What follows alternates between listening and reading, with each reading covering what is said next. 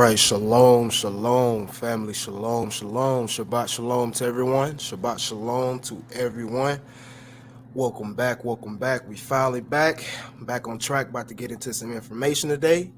And as you can tell by the title, we're going to be getting into the genetic makeup of the Moors, or the Moorish genetic makeup.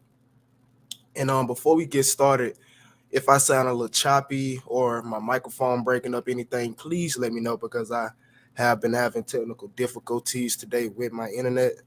So again, if I'm sounding choppy or breaking up or anything, please let me know so I can try to get that resolved.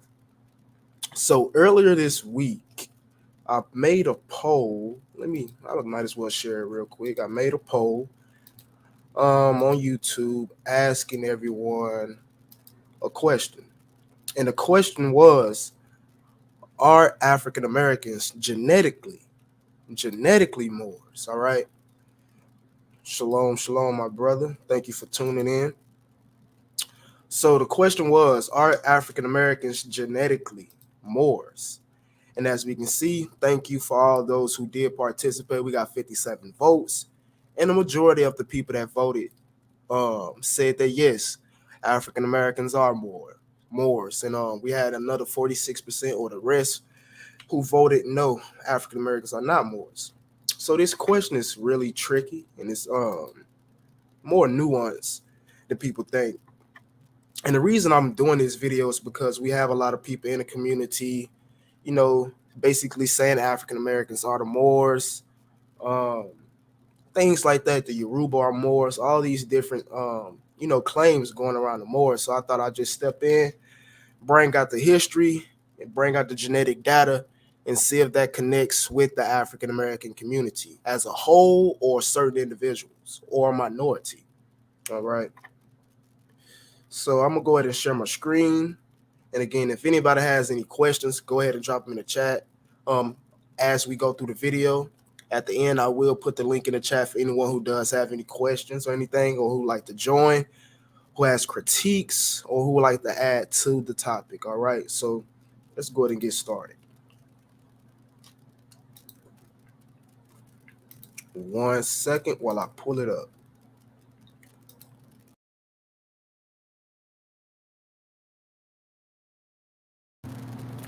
All right, all right. Yes. The brother Isaiah Henderson in the chat says even the Nation of Islam says this. But one thing a lot of people don't bring out is that the Nation of Islam, they believe that the African American community were Israelites. They just worship the Muslim faith. Once you start to get into the more Moorish sect, you start to get into your noble Jew Ali's and the Moorish Jews of Harlem and things of that sort. So, and that's even something we'll bring out maybe tomorrow once I start to get into the African American Jewish community, and how that started to arise or arose after the emancipation of African Americans. But Moors of North Africa and Iberia. Let's get into it.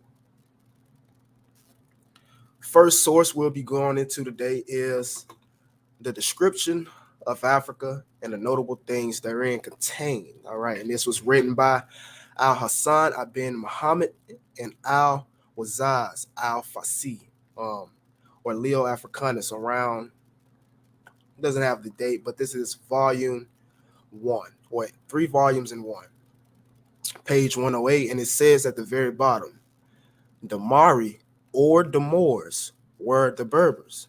All right, just plain and simple. The Mari, or the Moors, were the Berbers.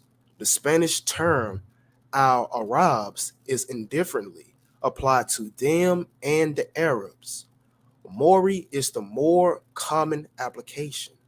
All right, so according to this source, the Moors, or the Mori, were the Berbers, and sometimes even applied to the Arabs. Continuing on, it will be noticed that Leo never used the word Kabyle, now so universally applied to the Algeria and Tunis, to the Berber tribes, and to those of Arab origin. Now, keep in mind, last week, or the last time we was on here dealing with the Phoenicians, and the Carthaginians. We talked about the people known as the Kabyles or the Kabyles, and how they were quote unquote known as Berbers or part of the Phoenician people as well. And we see that they're being mentioned in this book right here for being the Berbers or the Moors. So we go down here to the end of the paragraph. It says that the Moors or the Mori or the Moro is another word strange to both Arabs and Berbers. It seems derived from the old Mori and therefore is applicable to the Berber alone. All right. So the word Moor is applied to both Arabs and Berbers. All right.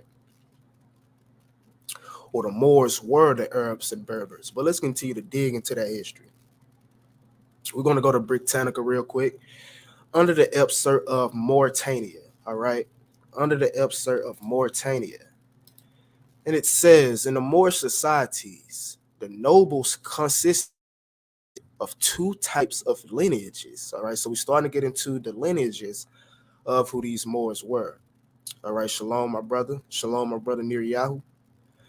All right, so in Moorish society, the nobles consisted of two types of lineages, Arabs or warriors, descendants of the Banu Hassan, and known as the Hassanis or the Morabids, called the Morabites or the Morabots by the French and known in their own language as Zawaya, after the name and place of religious study, all right, whom were holy men of scholars of religious texts. It goes on to say, the warriors generally claimed Arab descent, and the Zawaria traced their origins to the Amazigh lineages, all right? And who are the Amazigh? The Amazigh are Berbers, all right? So we see that these so-called Moorish peoples or the nobles of the Moorish societies constituted of two types of lineages that went back to the Banu Hassan, which are Arabs, and back to the Amazigh, who are Berbers. Continuing on to the Moorish language. It says specifically that the Moors speak or spoke Hassaniya Arabic. All right, they didn't speak what you call Niger Congo or sub-Saharan African language. All right, because again, I'm bringing this out to eliminate the doctrine that these people were basically your type of Yoruba type people, your sub-Saharan African, West African type peoples. When we get into genetic data, we'll see that they were related, but it wasn't directly them. But again, it says the Moors speak Hassaniya Arabic, a dialect that draws most of its grammar from Arabic and uses a vocabulary of both Arabic and Arabicized Amazigh words. So again, the Moors spoke a language that went back to Arabs and Berbers. All right. The Moors spoke a language that went back to the Arabs and Berbers by way of the Hassaniya or Arabic dialect. Continuing. Ethnic composition of Mauritania, and this is coming from Encyclopedia Britannica, and we see that the majority of the population were the Black African or Arab or Berbers, known as the Black Moors. All right. And you even had white Moors that constituted 30% of the population. And again, some of those Moors more than like, or excuse me, some of these white Moors more than likely had J lineages. All right. It's also possible that some of them had E lineages. And we see the rest of the population went back to people like Wolof, the Soniki, Fulani, and the Tulor, or the Tukulor. So we went over the, I guess you could say, a brief history. Got an understanding that these Moorish peoples or these Moorish tribes went back to the Berbers and Arabic tribes. So can we see that reflected in the genetics? To do that, we're going to go to Moors and Saracens in Europe, estimating the medieval North African male legacy in Southern Europe. So to investigate the male genetic legacy of the Arab rule in Southern Europe during medieval times, we focus on specific Northwest African haplogroups and identify evolutionary close STR-defined haplotypes in Iberia, Sicily, and the Italian peninsula. All right, so they focus on specific Northwest African or Maghrebian haplotypes. Our result pointed to higher recent Northwest African contribution in Iberia and Sicily in agreement with historical data. All right, and what is that historical data telling us? That you had a Northwest African people conquer Southern Europe. All right. It says Southern Italy, regions known to have experienced long-term Arab presence, also show an enrichment of Northwest African haplotypes. So let's get into the introduction. It says, after the collapse of the Roman Empire in Europe, the Arab dominance across the Mediterranean was one of the most impressive historical events that occurred in this region. Arabs appeared on the southern shores of the Mediterranean in the early 7th century and quickly conquered North Africa.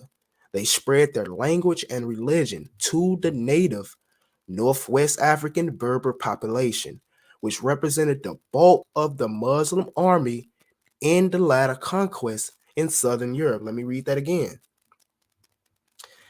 They spread their language and religion to the native Northwest African Berber population, which represented the bulk of the Muslim army that later conquered Southern Europe. All right, so the Berbers actually represented the bulk of the Muslims or the Muslim army that conquered Southern Europe. It goes on to say that referred to either as Moors in Iberia or Saracens in southern Italy and Sicily. Their arrival in Europe dates to 711 AD, rapidly subduing most of the Iberia and Sicily in 831 AD. All right, so continuing.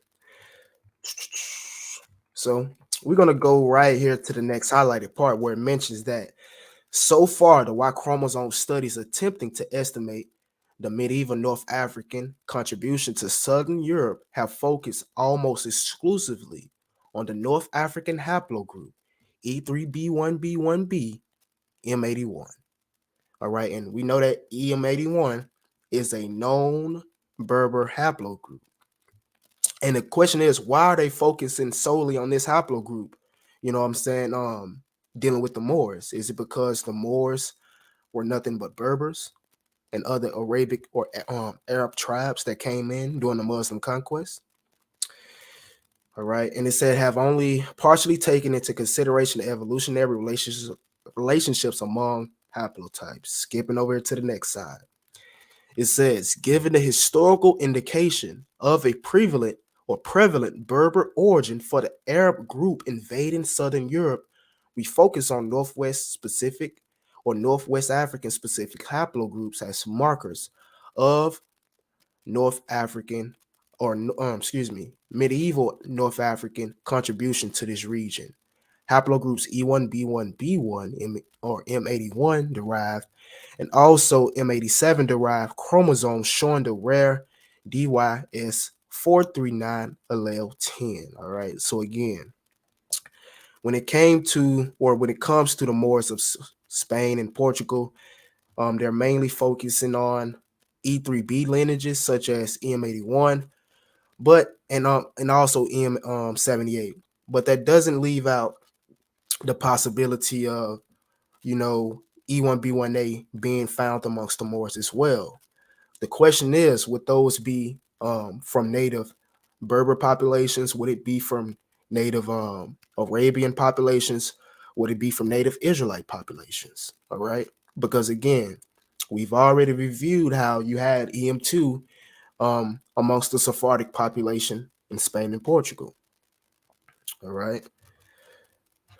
But right here we have a historical the table 1 that shows the introduction of Northwest African haplotypes into Italy and Iberia, as well as their frequency of distribution. And right here we have in Cantabria, the highest amount of E3B at 13%. And even right here,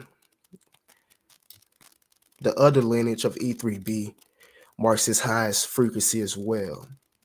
And again, those lineages would go back to Berbers. And Reading the comments real quick. The brother Lineform dropping some stuff. He says, I believe there may be M2 E1B1A1 found in the E1B1 Moors because what they was together in Arabia, the Jews, and the rise of Islam. Agreed. But again, we're going to continue to dig into that. We're going to continue to dig into it. But right here is the supplementary chart or the Excel file showing the data sheet of the different haplotypes found. We have a lot of E1B1Bs right here in Portugal. All right. More E3Bs in Portugal. Cantabara. All right. Also, we have Galatia. And again, this is attributed to the Moors of Spain and Portugal. All right. And also the other territories they went out to. More E3Bs here. And of course, we see a lot of J1s. We expect to see J1s. Especially if you know the history of, these peoples and their lineage. All right, next source, the genetic legacy of religious diversity and intolerance paternal lineages of Christian, Jews, and Muslims in the Iberian Peninsula.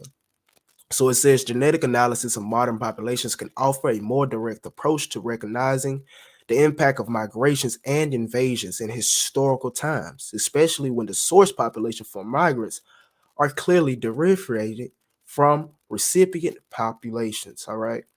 The Iberian Peninsula is a particularly interest in the context because it has a complex recent history over the last 2 millennia, involving the long-term distance or the long-term residence of two very different populations with their very distinct geographical origins and their own particular cultural and religious characteristics.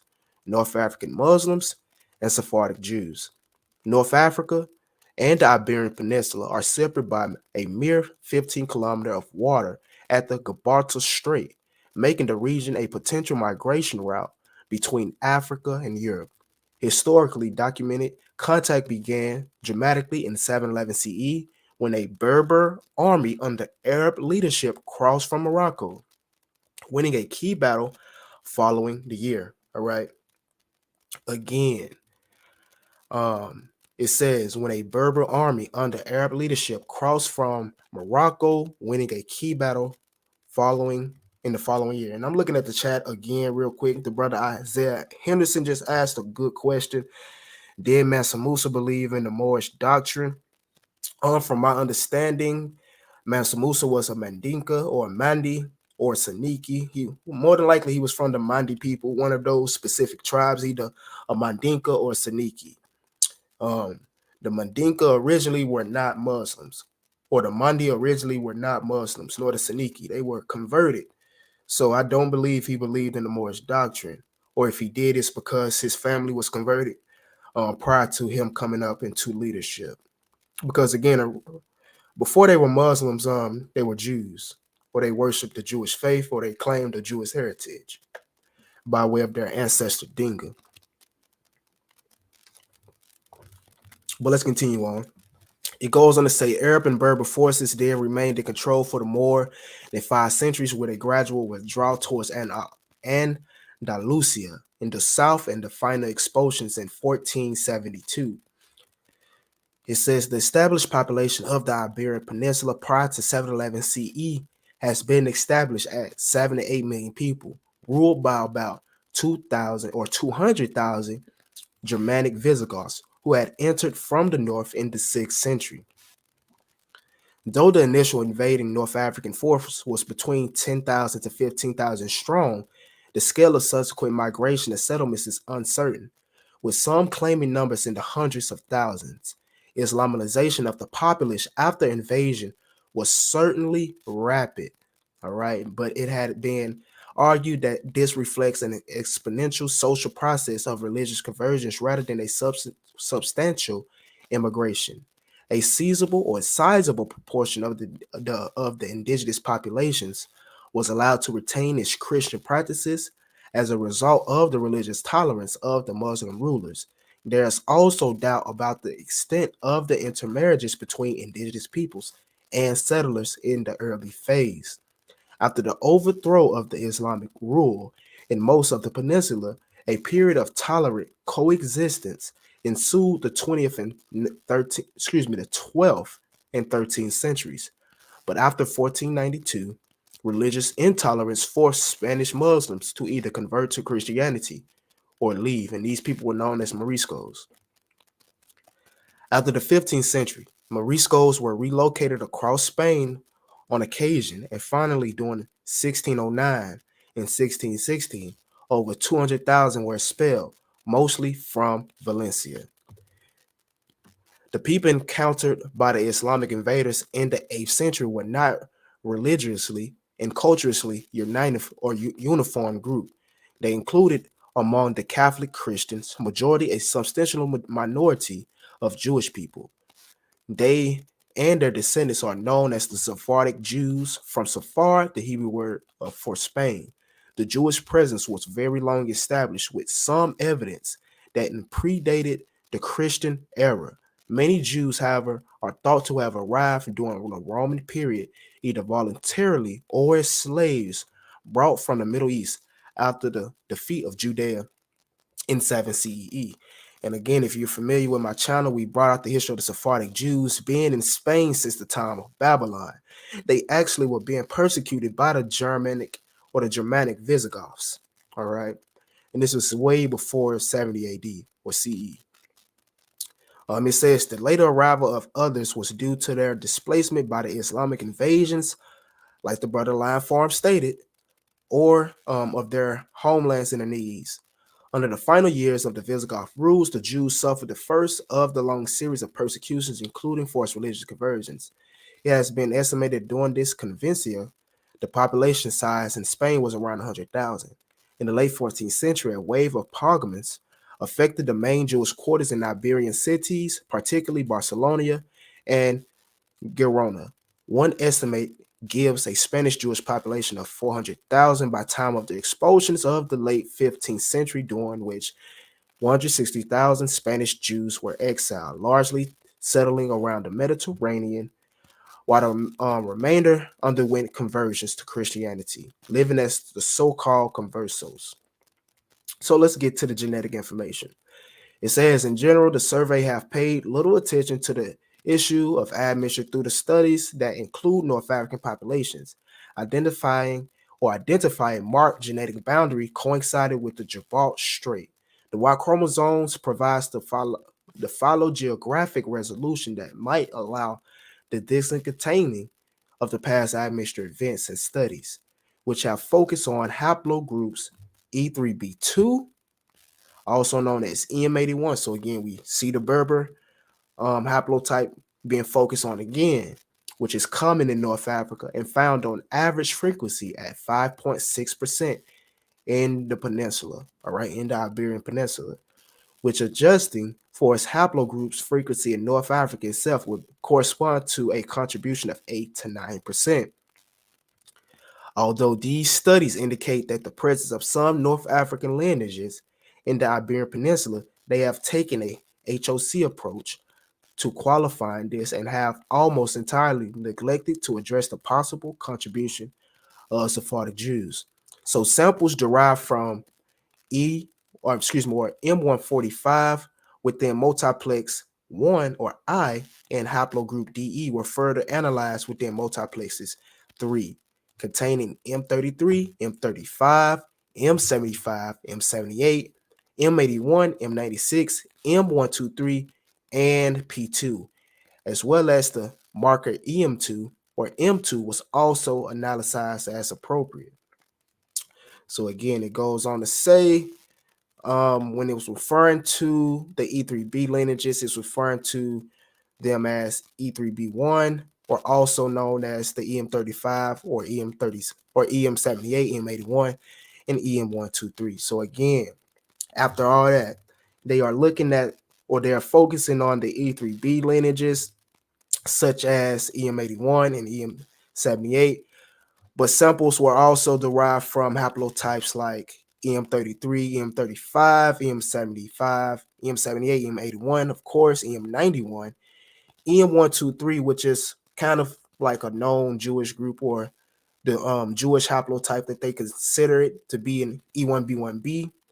They also was able to look at or find haplogroup P2 and also E1B1A or EM2.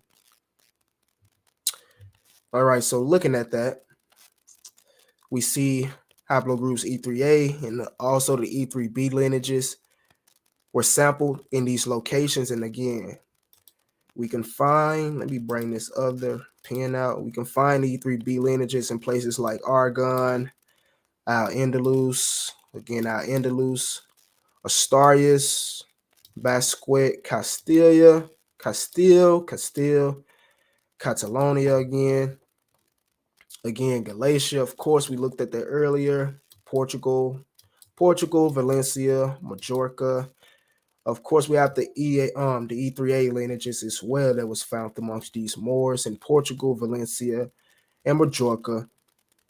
And also, when we get down to here, we see these specific E3 lineages going back to these Northwest African populations right here, like Morocco, Algeria, Tunisia.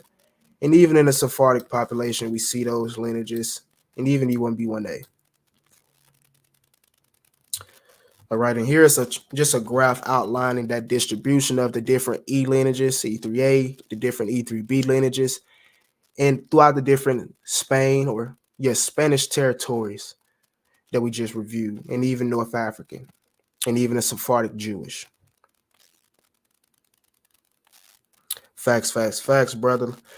EM96 and the P2 is interesting. If you thought that was interesting, keep watching because I'm going to bring out something very, very interesting. I believe after these sources, it's going to make a lot of sense dealing with P2. But the next source we're going to go to is Biomolecular Insights into North African related ancestry, mobility, and diet in 11th century Al-Andalus. Because again, we're trying to find out who the Moors were. So far, we see that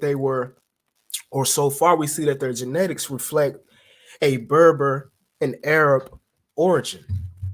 All right, but starting at the top, it says the location of Iberia bridging the Mediterranean and the Atlantic and its proximities to Africa has allowed contacts with populations of distinct ancestries over time, making the peninsula a genetic cultural crossroad. There is both archaeological and direct genetic evidence of contacts between Iberia and North African populations since at least the late Neolithic, and possibly as early as the post-glacial period. So I'm going to skip down right here to the next highlighted, where it says, it is only with the Islamic conquest of Iberia in 711 CE that records start pointing towards some substantial influx of peoples from North Africa, involving the cultural and genetic differentiated Arab and Amazigh Berber peoples. All right. So again, the genetic data supports that the Moors, or the people known as the Moors who invaded Spain and Portugal, were Arab and Amazigh Berber peoples. All right. These people go back to E3B lineages. It says, although Arabs were the urban and political elite during the Umayyad Caliphate, ruling from 711 CE into the end of the Caliphate of Cordoba in 1031 CE, they are thought to have been a minority amongst the new settlers. Berbers formed the bulk of the army, who first seized Visigothic Spain in the 8th century CE. All right. So again, Arabs actually made up a minority of the Moors. The Berbers formed the bulk. Berbers had converted to Islam as a result of the Arab conquest of North Africa in the preceding century and embraced in a slow and complex process of Arabic cessation that lasted centuries. However, they were far from culturally homogeneous. A deep division existed between the nomadic and sedentary Berber groups, and it was the latter who first settled in the rural areas of Spain. Although Berber numbers in Iberia were likely larger than those of Arabs, they initially wielded no significant political power. But this changed during the 11th to 13th century CE, with the establishment of the Omorad and the Omorhad Berber empires. After the southward military expansion of the Catholic kingdoms ended in 1492, a large population of Moriscos, converted Christian or converted Moors to Christianity, persisted in eastern Iberia until 1609 CE, when at least one third of the populace was forcibly expelled by the Spanish crown and relocated to North Africa.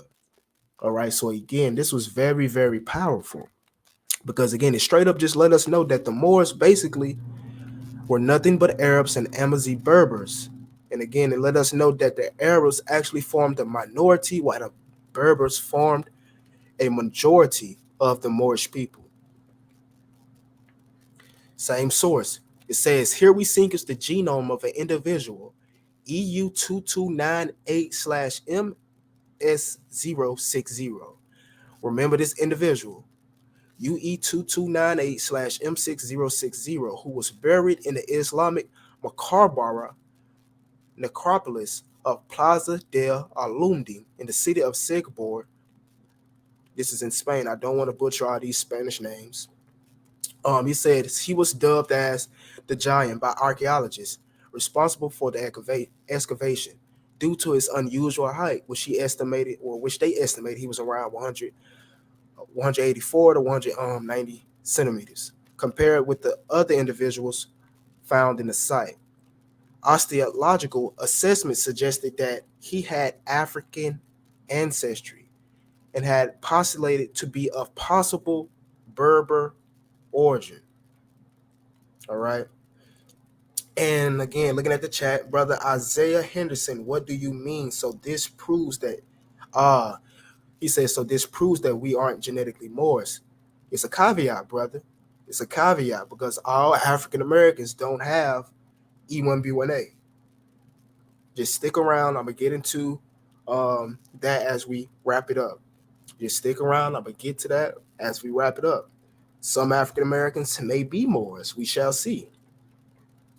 But again, the osteological assessment suggests that this man or individual EU2298 of Spain was of African ancestry, and he was postulated to be of Berber origin.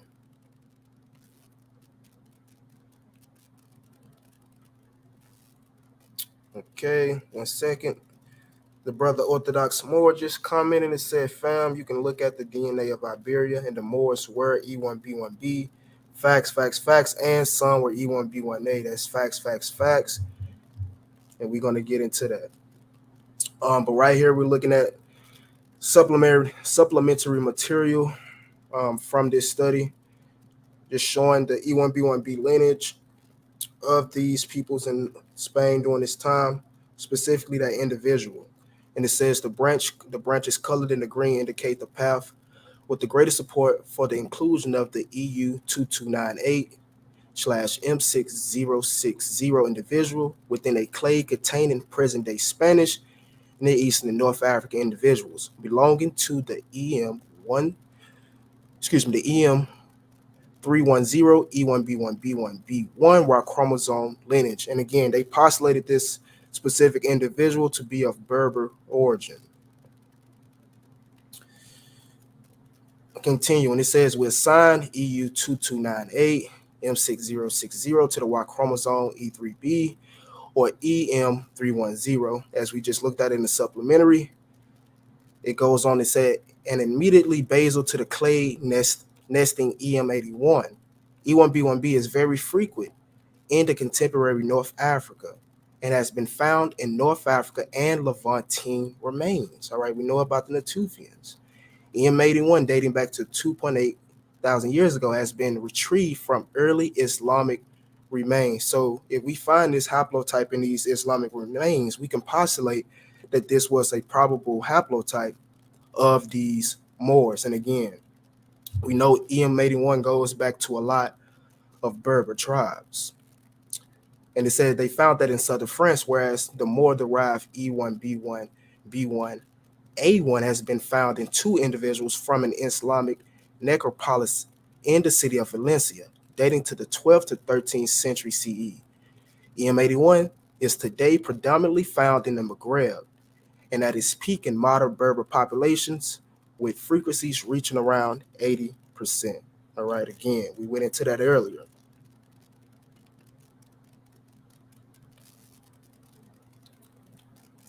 And that's interesting, Brother Moore. That's something I have to look into deeper. He just mentioned that they have E1B1Bs specifically in North Africa and East Africa that basically match, which proves that the Moorish migration, or you had a Moorish migration from Yemen.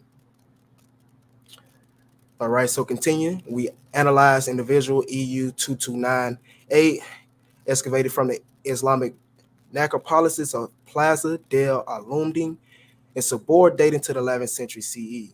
All right, it says the subsequent anthropological analysis suggests some African morphological features, and a link was postulated to be to the Berber-speaking populations that settled in the region in medieval times. All right, analysis of the uniparental markers from this individual, EU 2298, fits well with the assumption pointing to an origin in the Maghreb, most likely from a Berber group.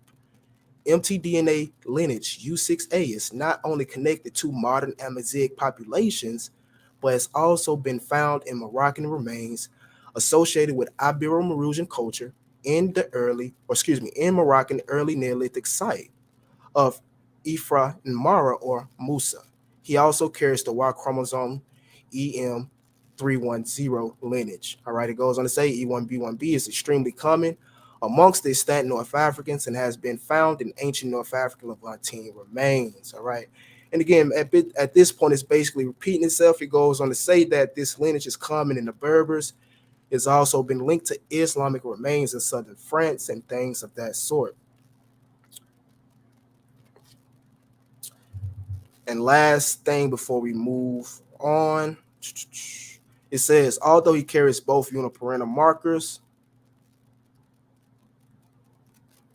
of North African origin, autosomal evidence paints a more complex picture. The individual is postulated to have a PCA or principal component analysis midway between modern/ancient Iberian populations and late Neolithic Moroccans, Gontians, and modern North African individuals.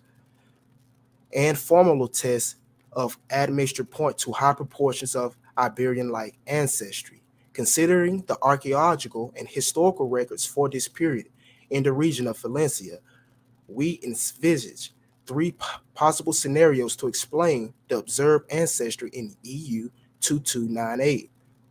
And it says, one, to be assumed that this individual is a direct migrant from North Africa or derives from a population that moved into Iberia but retained its genetic identity. A second scenario is that he descends from pre-Islamic Iberian genetic diversity. Finally, the third scenario is that he is the result of admixture between Iberian and North African sources. The first scenario would imply that the pre-Islamic populations in North Africa would be generally similar to EU 2298. All right, so that's very interesting because it says the first scenario would imply that the pre-Islamic populations in North Africa would be generally connected or similar to the haplotype that this individual had, which was EM130. The nearest temporary proxy available are the Gontians, who originated in the Maghreb but have been isolated in the Canary Islands since at least the early Iron Age. The statistics, however, suggest that EU 2298 is genetically closer to Moroccan LN than the Gontians. All right, and we're going to finish up right here where it says we cannot rule out that the population with a similar genetic composition to that of EU 2298/M606 existed in the region around this period. And again, we know that could be very probable because we know the Phoenicians and peoples like that, the Carthaginians, were in Spain or travel or traversed to Spain prior to 711. Let's see, we might skip this. Yeah, we're going to skip that. We're going to skip that as well. And we're going to go to the supplementary. Yeah, we're going to skip this. No, we're actually going to read over this. It says modern North African populations show a signal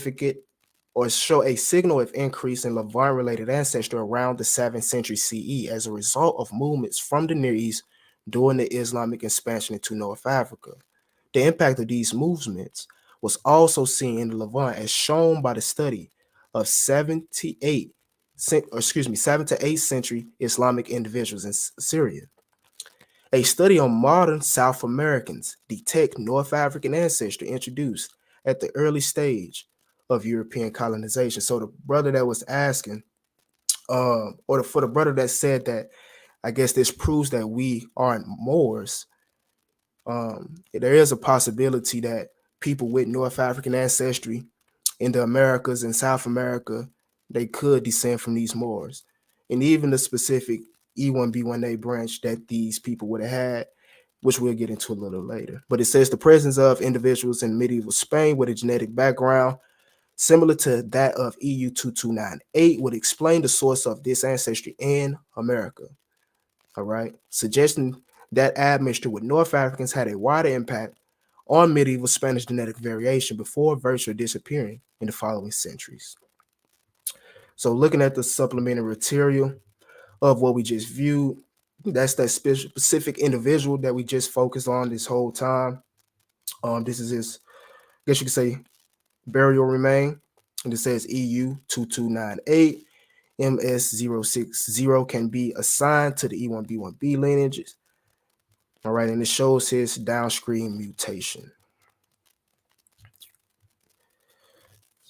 Also, from the supplementary materials, it shows the timeline of specific EP2 or E1B1 lineages in the archaeological records of Spain. So you do find a E1B1, or excuse me, E1B1A in Spain in the 10th century. You again, also we brought out other E1B1 lineages that would be in Spain in the previous video we did on the Israelites, but it says timeline showing the occurrence of the Y-chromosome E1B lineages in the archaeological records of Spain, North Africa, and the Levant through time. Populations from northeast Spain dating to the 8th to 12th century CE corresponds to the archaeological site of Saint Juan or Jula de Ramis, where North African related ancestry has been identified before the short period of Islamic influence. All right, we know about the Ibero-Mauritians of Morocco. We know about the Natufians having the E lineages,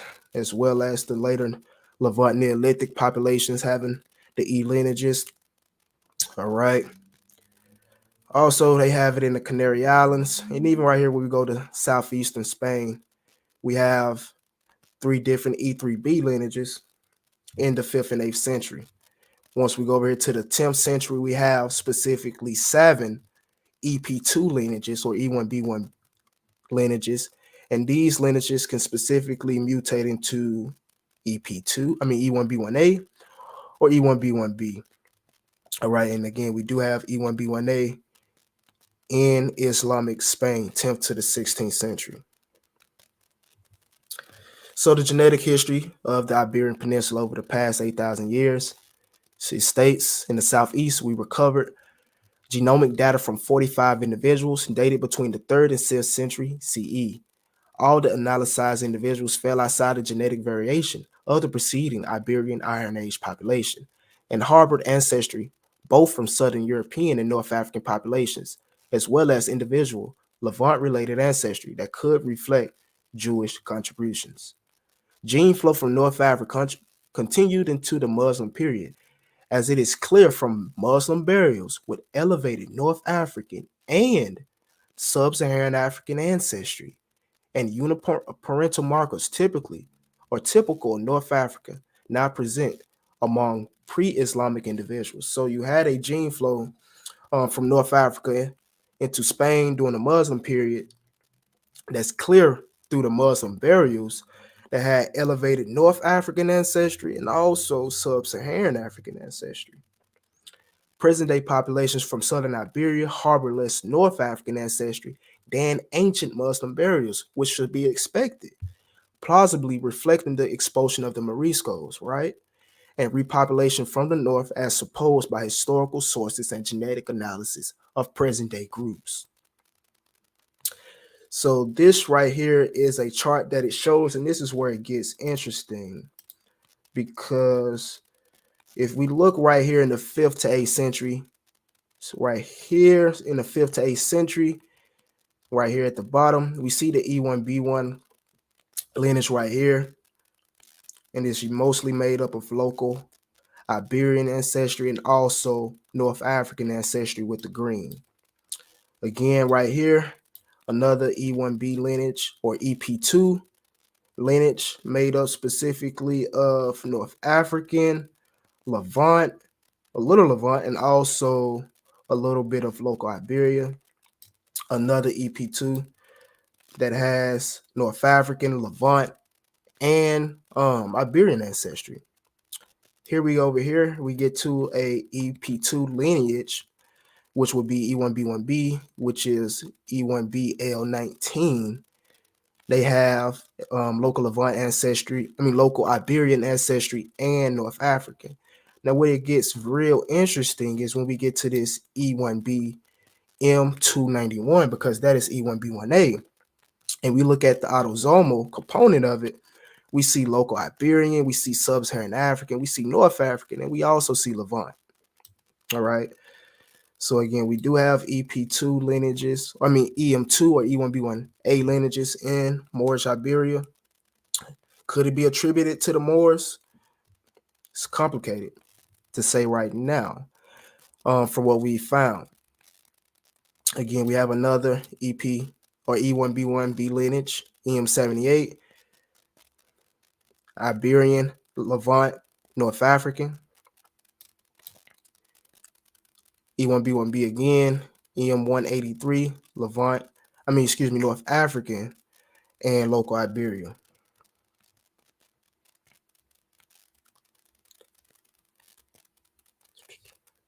All right, looking at the chat real quick. One second. All right, but again, family, this is just showing the distribution of the different lineages. It has EP2 right here in the 5th century. Then we go over here to the 10th century. We see that those EP2s go from EP2 to E1B1As and E1B1Bs. And even what's very interesting is the E1B1A lineage has Levant ancestry or Levant admixture. Supplementary materials for the genomic history of the Iberian Peninsula over the past 8,000 years. As previously mentioned, two individuals, excuse me one second, two individuals date to the 10th and 16th century, apply on a very different position in the principal component analysis, reflecting a very different ancestral profile. We were able to model them as mixtures of ancestry related to previous populations from the same region and ancestry related to present-day sub-Saharan African populations. The high proportions of sub-Saharan African ancestry explain their marked shift in PCA and agree with the uniparental markers with sub-Saharan African origin in both individuals. So in Muslim burials, you do find quote-unquote Moors with this EM2 haplotype, E1B1A. And again, we look right here at the different Y-chromosomes. We see E1B, which is EP2, over here in the 3rd to 8th century CE. And we really don't see any E1B1B or E1B1A through the 3rd to 8th century. But when we move over here to the 10th to 16th century, we start to see the different E1B1Bs and the different E1B1As. So that's very interesting how in the earlier centuries, it started more as a EP2. And then in the later centuries, it later went into E1B1A, E1B1B. Again, EM78 is E1B1B. EL19 is E1B1B. And EM291 is E1B1A. And we see that in the 10th century to the 7th century CE. So again, we're going to go to the Excel sheet from the supplementary materials showing the different lineages found amongst these populations or found in these burials. E1B1B, E1B1B again, and the E1B1B again. E1B1B, E1B1B, E3B, E3B, E3B. We have E3A right here found from the 10th to 16th century, E3B, E3B, and E3B.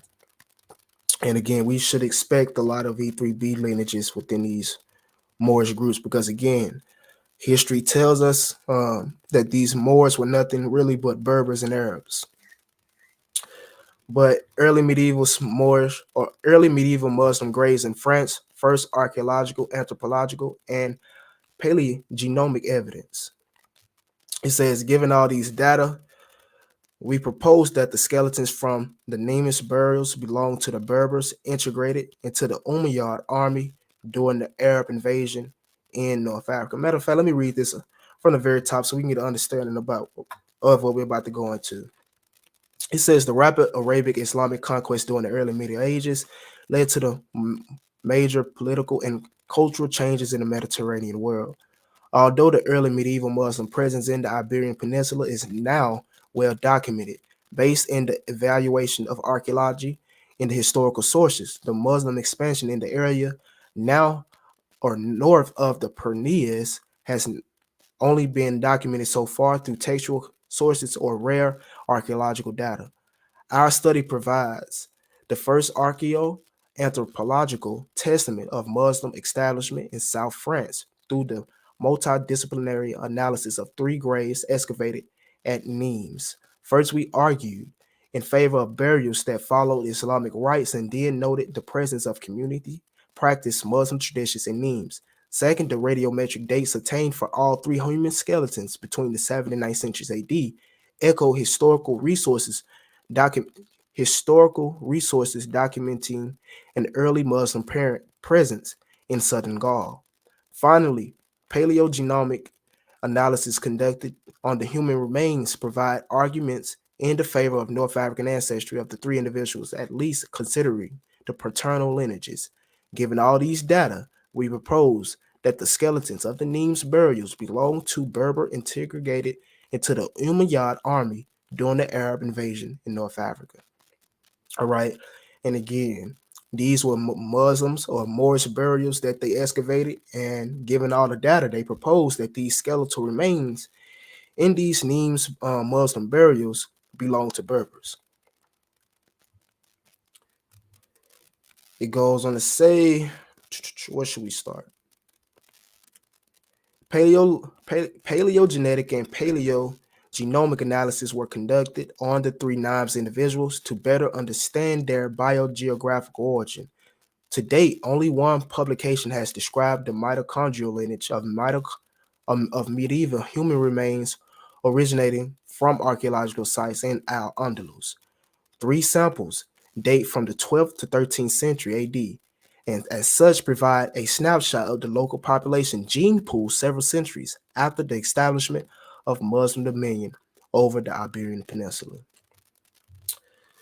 So we're going to start right here where it says these results were completely consistent with the classical analysis initially conducted on the human remains and identified 3 distinct MT haplogroups: L1C3A for SP7080, which is typically found in African populations, K1A4A for SP7089, and these SP numbers are nothing but different individuals, and H1 for SP9260, which are more widely distributed across different regions in Europe and Asia, but also occur in Africa. The current distribution of these mitochondrial haplogroups or haplotypes is presented as supporting information, even if they capture an enrichment of Y-SNPs was less effective. They indicated the presence of the same typical North African haplotype, EM81, in all 3 males' DNA samples.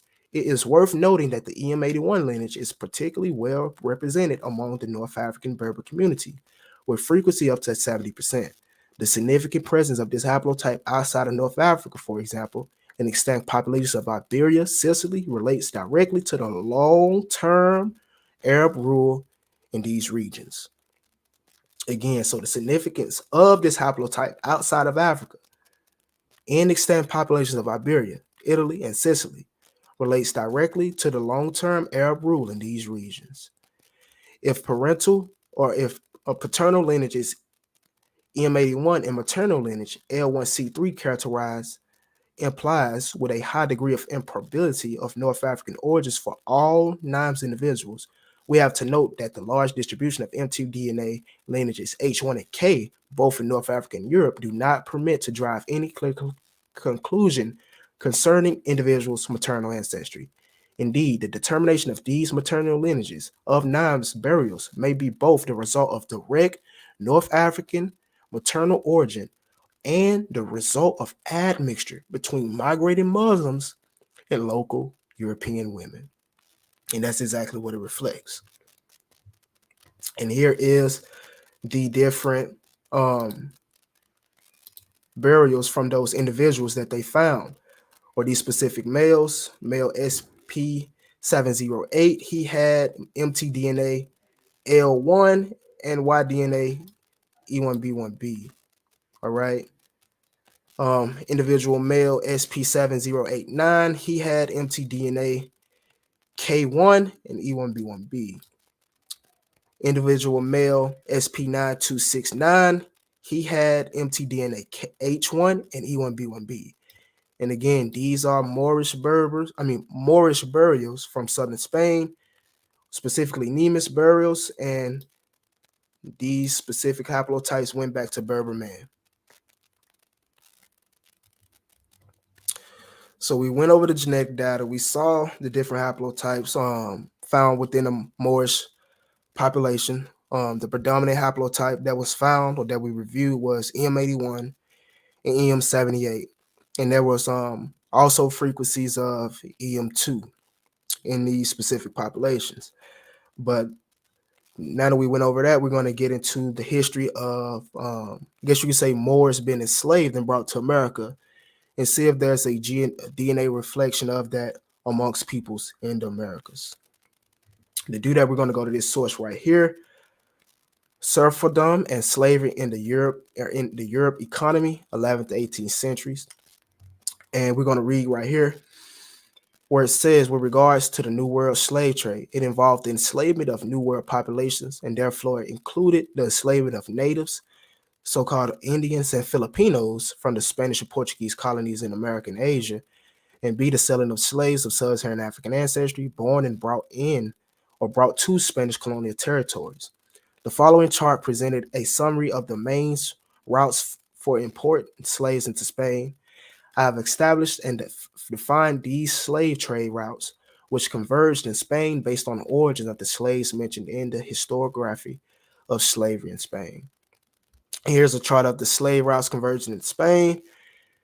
15th century, basically Central and European slave trade, Mediterranean and Iberia, and even the trans-Saharan slave trade.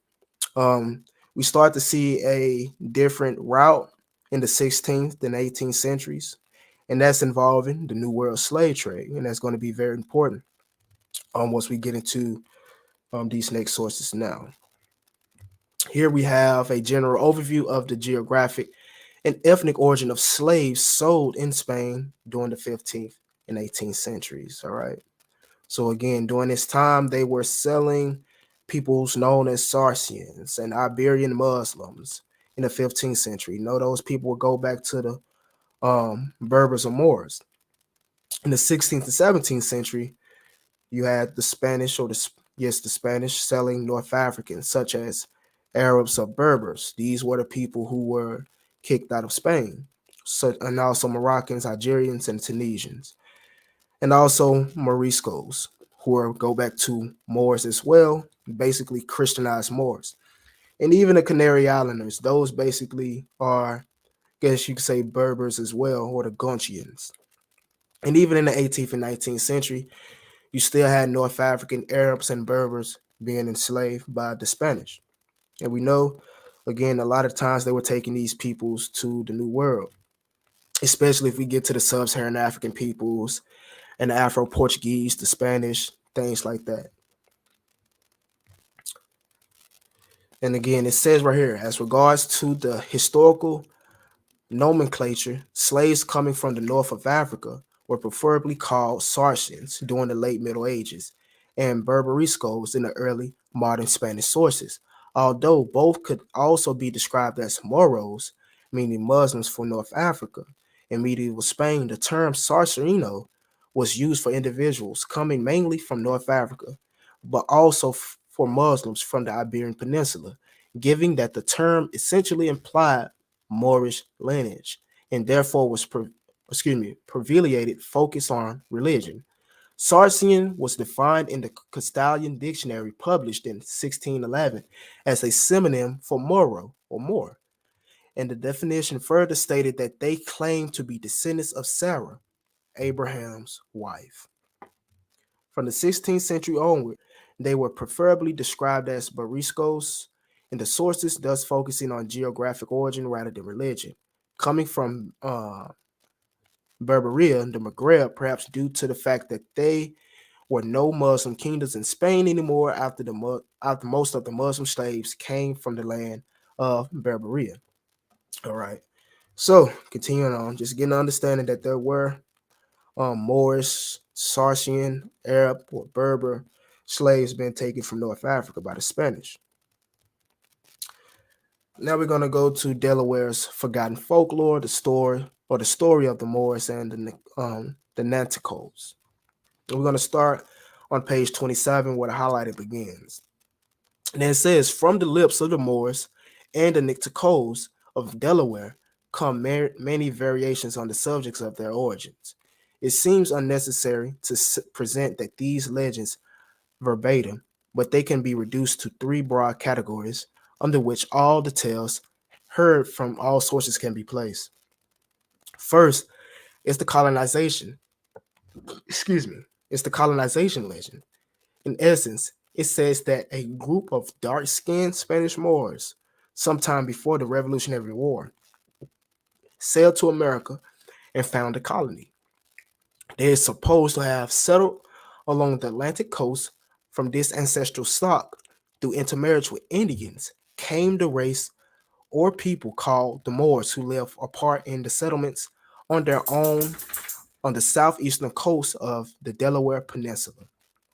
All right, so one theory or one part of the legend of Moors in America comes back to the colonization legend, where they say it was dark-skinned Moors who left or who came sometime before the Revolutionary War and founded a colony on the Atlantic coast of America before they basically intermarried amongst Native Indians.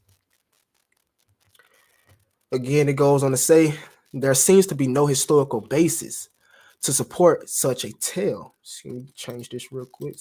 To support such a tale, one searches in vain through old records for account of Moorish or Spanish colonial founded in Delaware Bay. If such a settlement was vast, it escapes notice by the explorers and white colonists, which seemed improbable.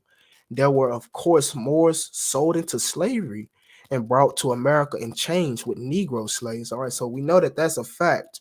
We know that there was a good amount of Moors that were brought to America and sold into slavery with, I guess you can say, Negro slaves, as they put it.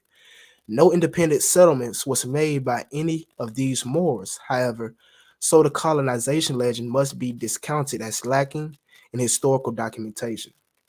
It says the pirate legend, relates that the Spanish or Moorish pirates sometime prior to the Revolutionary War were shipwrecked off the coast near the Indian River inlet. There they were rescued by the Nacatoke Indians, and after for a while, some of them married Indian women and brought up families. All right, so there's many legends in America to how Moors or how these so-called Moors got here from different legends. All right. It goes on to say the children born from these mixed marriages eventually became the people today known as Moors. In some versions, the story, the shipwreck, men were not buccaneers, but are said to have been respectable Spanish, Moorish, or French settlers who swam ashore after their ship was wrecked. Historically, there is some foundation for the pirate legend. All right, so let's continue. Jews and Muslims in British colonial America. We're going to start right here where it says, since 2001, with the advent of DNA surname projects, We can go beyond the paper trail of genealogy. More than 2,000 of these genetic probes are underway, many devout to under to regions or ethnic groups. For instance, the Melungeons, rather than surnames, seeking one of these at random for Massachusetts, the Chelsea DNA projects. We were struck as the project administrator by the diversity of the local Y-chromosome pedigrees. Now, the Melungeons, for example, is many other Native American, I guess you could say, or tribes in the Americas who have similar history as the Melungeons. For instance, the Melungeons are a people who claim ancestry from Moors and Sephardic Jews. And for instance, the Moors have different lineages. They have E1B1A, they have E1B1B, they have R, they have J, and things like that. So that's very interesting. But it says true to majority, 58% of male haplogroups or lineages were R1B, the leading type in Europe all over or overall, especially on the Atlantic coast. But there were 8% E3B considered to be a North African, Middle Eastern, and Jewish haplogroup, sometimes called Moorish. All right. So again, we know that E3B is sometimes called Moorish, and within this specific DNA test that they did on the Melungeons, they found that it was in them at 8%. And again, the Melungeons do have quote unquote traditions or traditions of descending from Sephardic Jews, Moors, and other European settlers. So we're going to see if the DNA can reflect this. All right, we're going to see if the DNA reflects the possibility of Moorish descendants being in America. Now, remember, the predominant haplogroup that we saw amongst the Moors were EM81 and EM78. All right. So we're going to start off by looking at this paper right here, searching for the roots of the first free African American community. We're going to start specifically right here where it says clade E. So clade E is the most common clade in Africa, and it's also present in European and Western Asian populations. In accordance to the Polynesian African background, this clade represents 61% of the Y lineages and 82.76% of those assigned to an African origin. The haplogroup E1B1B M81 is frequent in North Africa, particularly in Berber groups, and is also present in Iberia and southern Italy as a Northwest African legacy. Since no direct gene flow from North Africa has been reported, the presence of this haplogroup in Palinque populations most likely resulted from European admixture. All right, so you do see EM81 in, I guess you can say, African descendant communities. It says, nonetheless, a Northern African origin of EM81 and Palinque via Western Africa cannot be ruled out. So they also put in the proposition that this lineage could have came through North Africa down through West Africa, because we do have a history, or there is a history of Moors making their way down into different parts of West Africa, like Senegal, Mali, Timbuktu, the Ghana Empire, and things like that. It says a European origin was also attributed to the haplogroup E1B1B or EM123 lineages found in Palikwe. This haplogroup is absent in sub-Saharan Africa and frequent in Arabian populations and Northeast African and Middle Easterns. This haplogroup is also spread in Europe, although at low frequencies. In Iberia, it has been associated with Middle Easterners, North African, and Jewish ancestry. A direct origin in Africa can be attributed to the remaining E haplogroups in Palikwe, which would be the E1A, M33, and the EM2. But again, it's always a caveat for the EM2, because EM2 has been found amongst Sephardic Jews in Spain and also in Islamic burials. So again, when it comes to people in America with EM2 claiming to be Moors, it comes down specifically to their genealogy. All right, it comes down to specifically their family history, because a lot of people, or majority of African Americans in America with EM2, would descend from those Hebrews or those peoples coming from West Africa by way of the slave trade. And it says which are not presented in European populations, which is false, and were likely brought to America during the slave trade. Apart from E1B1B81 and E1B123, inside the E1B1 clade, we found 3 samples belonging to EM35, which would be EM78, EM81, 123, V6, and also EM293. Although an African origin of this lineage is more likely, we cannot exclude the hypothesis that it came from Europe, as rare E1B1B M35 subclades were detected in populations in the Western Mediterranean region, namely Portugal, Spain, France, and Italy. So again, what we got from this is that they basically proposed that the E3B lineages, or those Moorish or Berber lineages, made their way to this location by way of European, I guess you could say European migrants, which could be Moors, could be Jews, or could be Moors, could be Sephardic Jews into these locations of the Americas with these different E3B lineages. And again, it's always a caveat for the EM2 lineage. It says the EM2 or the E1B1A2 is widely spread in Africa and highly prevalent in all Bantu sub-Saharan populations, where frequency is above 80% in most populations. In Pelakay, 45% of the samples belong to E1B1A, M2, X, EM154, and EM191, and its subclades E1B1A, M191. All right. So it goes on to say a total of 2,204 samples were selected from haplogroup EM2, and it was compared with 35 EM2 samples from Pelakay. It says these 35 samples resulted in 9 different clusters, including identical and neighboring haplotypes. No matches were found for 5 of the 9 clusters.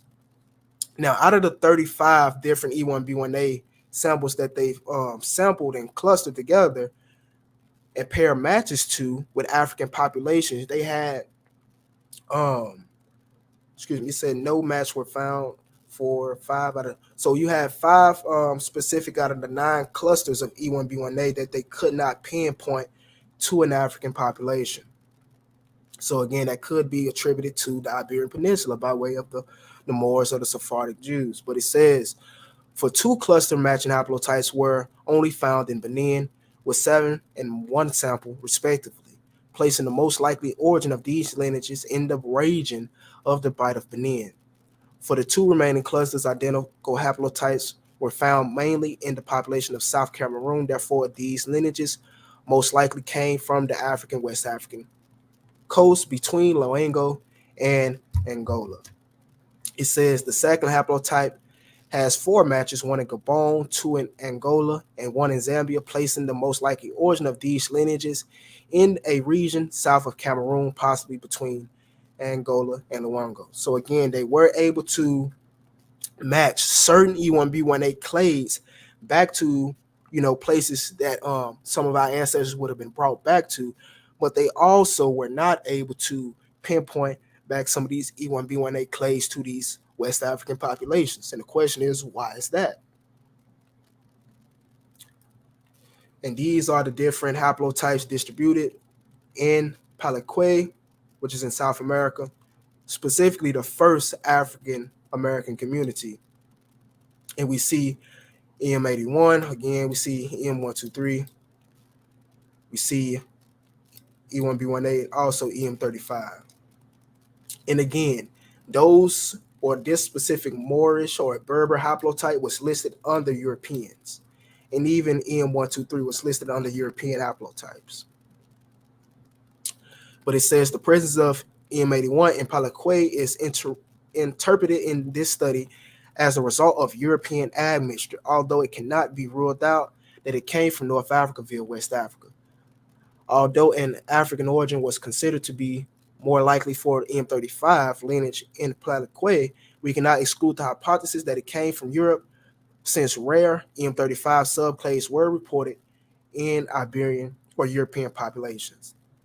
All right, so again, we do see these Moorish lineages that we found in Spain and Portugal amongst the first African American community.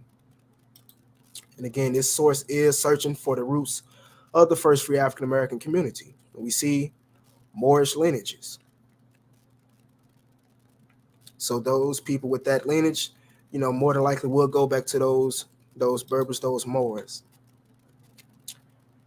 And here's the graph where they basically connected these specific Y chromosome lineages back to.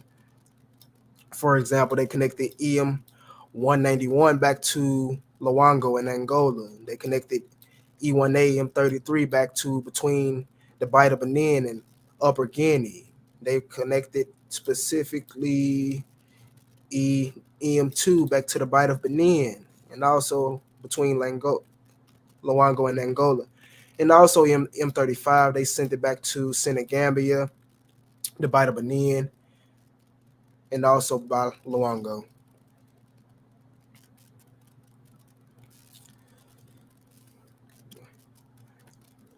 All right, so next we're about to move on to male lineages in Brazil, intercontinental admixture and stratification of the European background.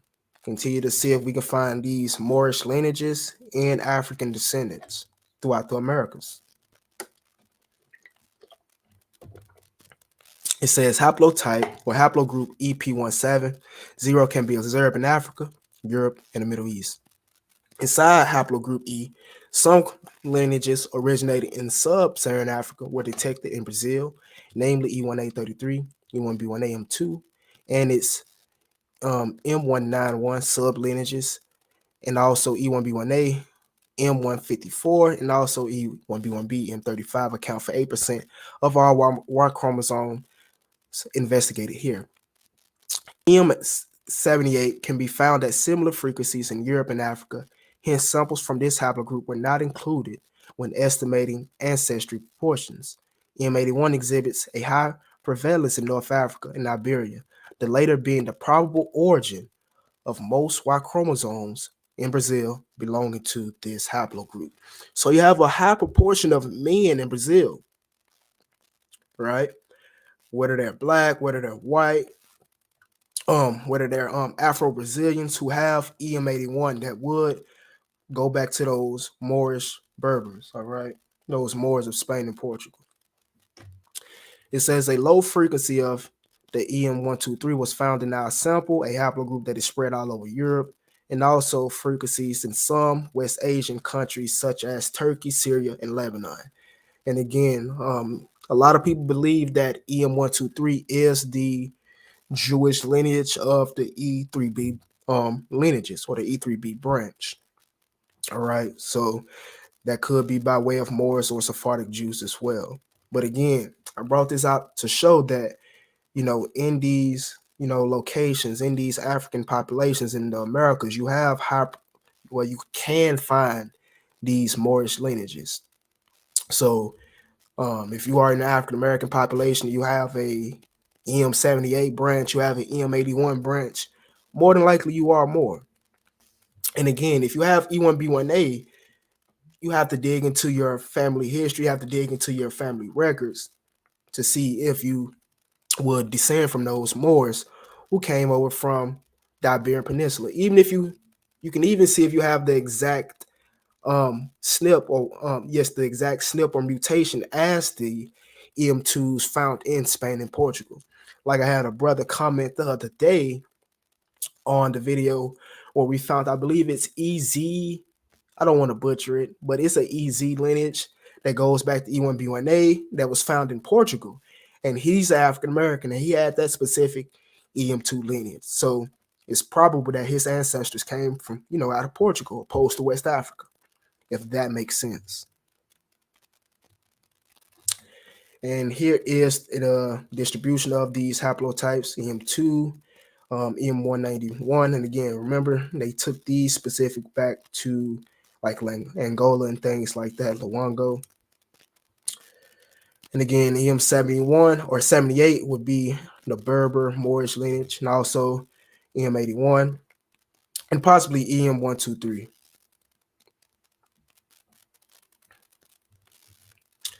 And with that, we wrap it up. Let's see. I'm gonna go back to the chat.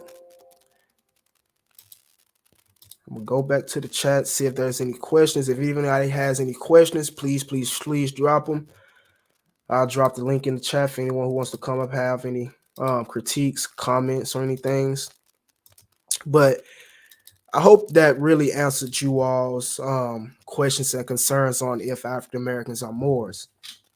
It's a nuanced question, and it's really an individual thing, because the majority of the African American community would not be Moors.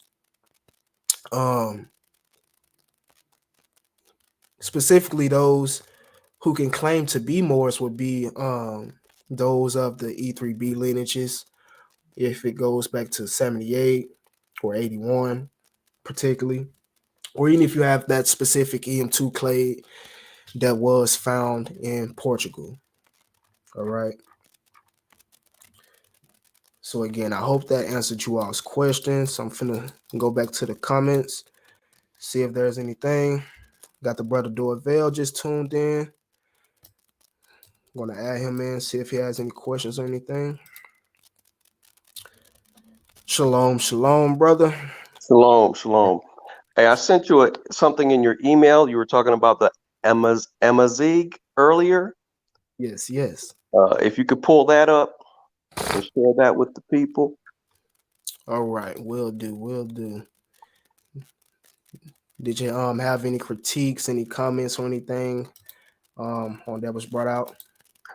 Nah, you do a good job, brother. I just, like I said, I just like sharing information and the research, things that I see that people sometimes miss or don't know. So I just like to, so I don't have any critique on you.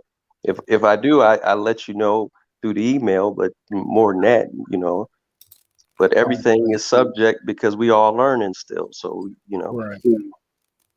So, but you do good work, man. I really appreciate you, and I appreciate sharing the finds that I find with you as well. All praises, and thank you as always for sharing with me. Yeah, no problem. So we got something real interesting right here that the brother wanted to show. 2 Kings 14, verse 11. Right here it says, but Amaziah refused to listen. So King Jehoshaphat of Israel mobilized his army against King Amaziah of Judah. The two armies drew up their battle lines at Beth Shishmis in Judah. Interesting. So right. I might have to go into the Strongs on that Amaziah word now. Well, I already got it for you. Good. So what would you like me to read from here? Just to highlight it? Yeah, just to highlight. So right here, the brother drops a source, and it states that the anti-atlas to the south, the homeland of the Amazigh Berbers. Now we have to check out the spelling now, okay? Because remember, in the biblical text, it showed it Zaya. Now you go to the next document, and we see that they're the same people. They're talking about the same people. Let me zoom back. Shalom, bro. Shalom, brother. Man, I just thank you for this research, bro, because I'm learning a lot about our people. Just thank you for the research on a lot of stuff. All praises, brother. Thank you for tuning in.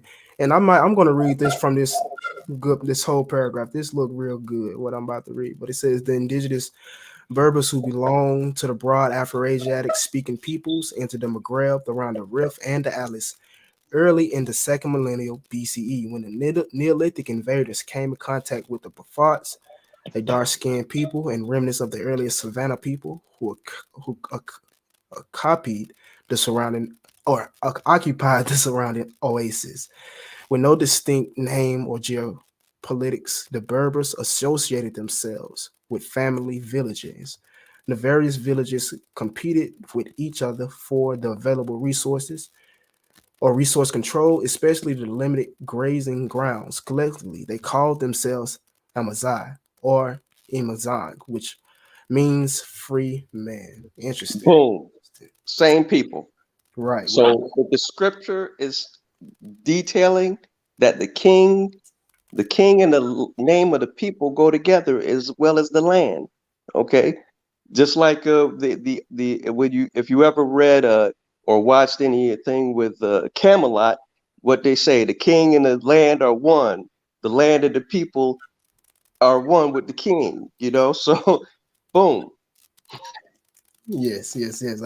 I definitely see what you're getting into. Indeed, indeed. That's a nice connection. That's a nice connection. Brother Isaiah, did you have anything to share or add or say? Nah, bro, but I do want to say one thing. I believe some of this stuff because the Most High did say that Judah will go to the four corners of the earth. Mm-hmm. Mm-hmm. So did the whole understanding of if African Americans are Moors, did I break that down pretty good? Do you have an understanding of that? How you can see if you would descend from Moors?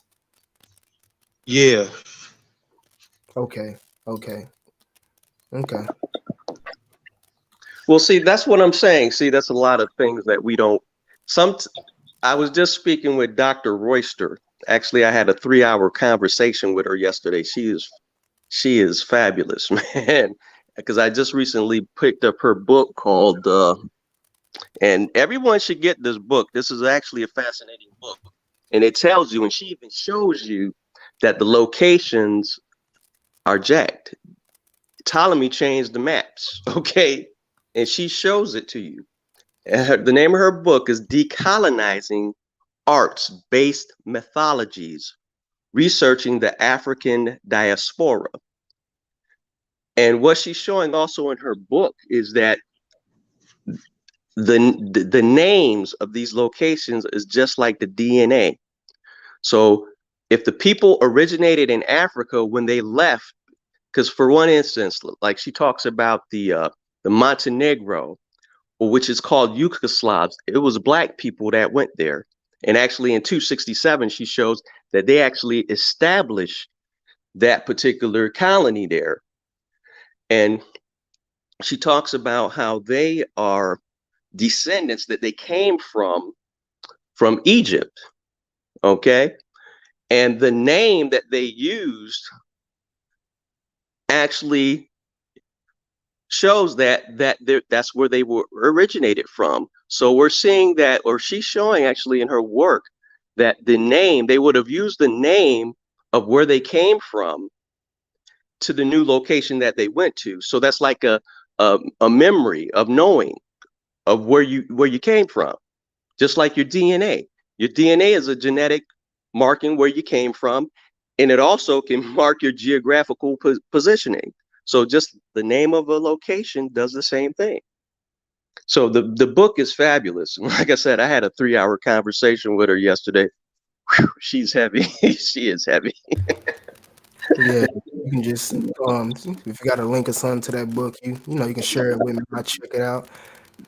I actually sent it to you, but she actually has another book. She already she's redoing it, and she's getting Brill to put it out because Brill put out this one, but another publisher was her friend. She put it out the first one. The other one is called I Am a Rappy, The Journey of Akan Israelites in the Islamic Slave Trade. So that one is heavy too. She's gonna send me that one, even though she took it off because they're gonna reprint it. But she said, because like I said, I spent 3 hours on the phone with her yesterday, had a fabulous conversation with her. She is just amazing. And she's gonna send me an autographed copy. And I told her I was gonna pick up the new one because in this particular one that she first put out, she said she uses a lot of heavy academic words, so it's kind of heavy. It's a heavy read because but in the reprint she's about to put out with Brill, she tones it down a little, makes it a little more understandable for everybody. But she said the one she's going to send me that she pulled right now, for right now, it's the heavy academic one. So. And what was the name of the first book you made mention to? Somebody in the chat like that. It's called Decolonizing Arts-Based Methodologies. Researching the African diaspora. If you just pull up her name in Amazon, you could pull up her books. Her name is Paula D. Royster. Gotcha. Just like it sounds, Roy and Ster, Royster. Paula D. Royster. She's fabulous, man. She's fabulous, man. All praises, all praises.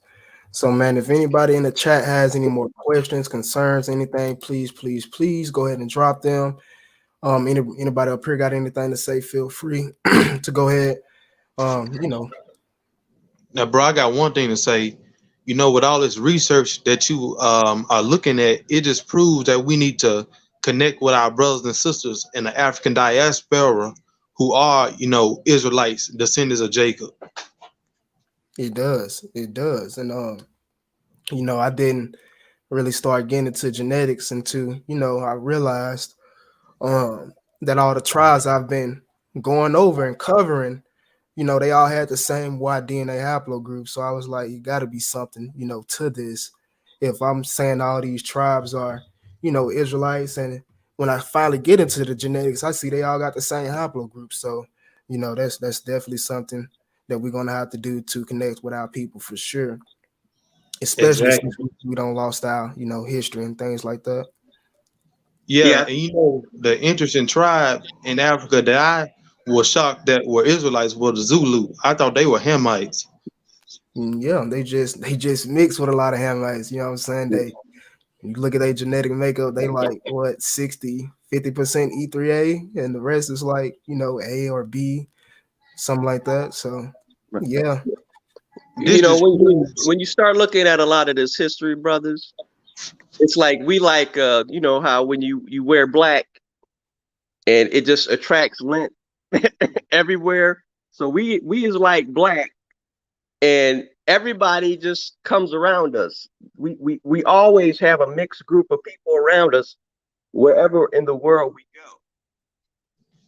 Oh, and keep in mind, brother, that 12 tribes chart is just off. It's false. Yeah, but we still would have had. What you say, brother? They still would have had pockets of us, like I said, everywhere. Just that E marker is just everywhere. It's we're everywhere. Right. Brother Isaiah, what did you say? I didn't quite catch you. I said that we should also understand now that 12 tribes chart is garbage. Oh yeah, it's real garbage. 12 tribes chart is extremely garbage at this point. What's funny? They only have 3 nationalities on the chart that's Negro, and that's Judah, Benjamin, and Levi, and the rest is Puerto Rican. I'm like, that makes no sense. No, it doesn't. It's just, we look at it from a genetic standpoint, it makes 0 sense. You know what I'm saying? Native Americans were in America before the Israelites became a population. You know what I'm saying? Like they were in America before Abraham went into Canaan, went into Egypt, and went back into Canaan. So, and who knows? Some of them Native Americans could have Hamite DNA. Yes, some natives do have haplogroup A and haplogroup B. Some natives do. Some natives do. So that's definitely a possibility. Yeah, One second. The brother Alon Robertson says, I'm E1B1A and I have Moorish admixture. I also have Carthaginian in my admixture.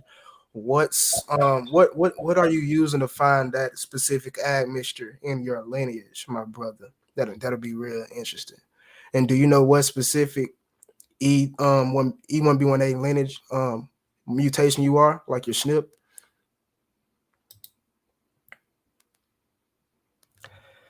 And the brother Lowski23 says, so African Americans / Africans have the same genetic makeup as Israelites. I've heard this, but don't understand. Sorry, I'm late. That's a weird kind of question. I understand the question, but I'm trying to figure out how to answer it. Yes, we believe. Well, I believe specifically the Israelites would have had the same DNA as many West Sub-Saharan African tribes and African Americans. So yes, I do. The reason I believe this is one based off the history of Israelites migrating into Sub-Saharan Africa, ended up in West Africa. We look at the tribes and how they all have these Old Testament, Levitical, pre-exilic, Yahwehistic traditions in West Africa, and things like that. Also, when we deal with the language, they also have many language affinities that go back to Aramaic, that go back to Hebrew. Even the Bantus, they have literally Assyrian influence words in their language, which tells of a migration from that location. And also when we get into the genetic data, it's just it gets real interesting because we do have information that shows that the Israelites would have had the same DNA as quote unquote certain Sub-Saharan African populations. And we even have Jews today, whether black or white, that have the same DNA as quote unquote Sub-Saharan Africans and African Americans. So yes, I do believe Israelites and African Americans, or Israelites, some Sub-Saharan African tribes, and some African Americans would have the same genetic makeup, if that answers your question. The brother C. McMillan says, I'm late to the conversation. What is a Moor? A Moor is, well, depending on the way it's used in context, Moor can just mean black. But when you're talking about who are the Moorish people, who conquered Spain, things like that, those will be Arabs and Berbers. But if you just looking at it generally, a Moor is just black or black person. A Sub-Saharan African be a Moor. I guess that hope that answer your question basically. And shalom, shalom. Bless you as well. And like the brother said, Moor just means black. Yes, it does. And again, if you're talking about the Moorish people, that's dealing with Berbers and Arabs. So again, any one of you brothers have anything to add? Anything? Yeah, just want to always, it's hard because we get so with the language. The language we allow it to confuse us, but it really shouldn't be that confusing. That's why I really harp upon people to learn etymology, to really start breaking words down by the prefix and the suffix. Because once you do that, you come to find out people are lying to you, because you can't give me a word that doesn't match the prefix and suffix, and then you give me a totally different meaning that has nothing to do with the two variables of the prefix and suffix. See? So when you study etymology and you start looking at words and what they really mean, that breaks a lot of nonsense and people lying to you about stuff. So I harp on that all the time. It's just like the word, if you use the word like, let's say constant, okay? There's no such word as constant, because why? The prefix con makes it a negative. See, if you study etymology, you come to find out that the original word for the together meaning was co and com. They later added con, which is the negative, to make you think that it's a positive part of a prefix word, and it's not. So constant would actually be a false, something moving falsely, because stant would be as in something is moving. Okay, so we once we start learning to use etymology and breaking down prefixes and suffix, that will open up a whole different knowing to you.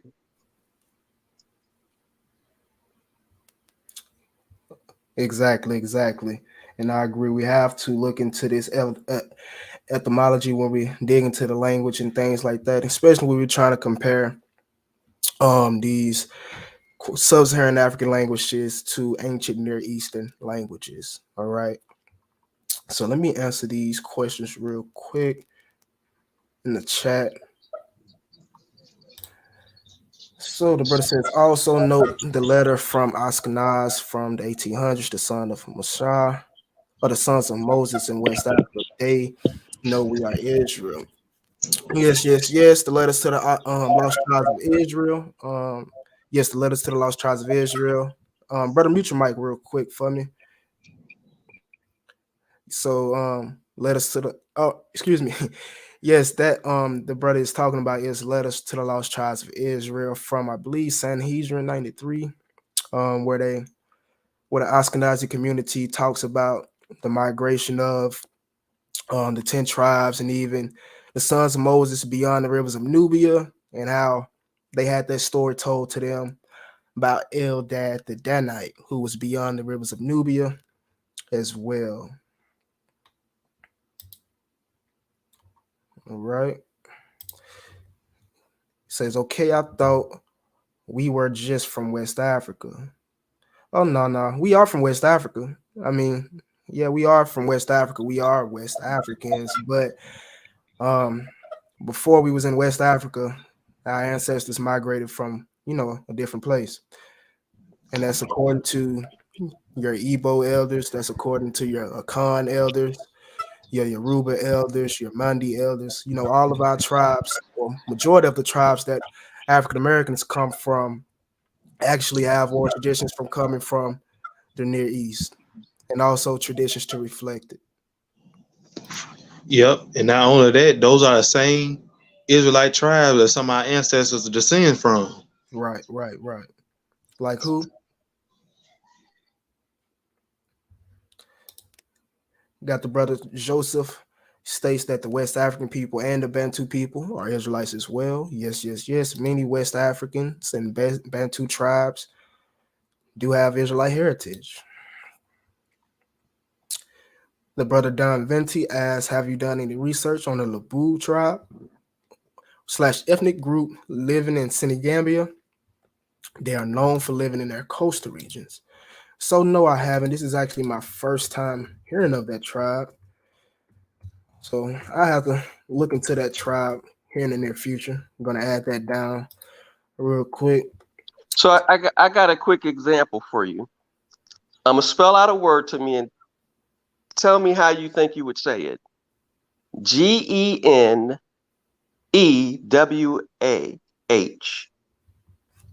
Repeat that. Genewah. How would you pronounce that? Genoa. Okay. All right. Now, Genoa.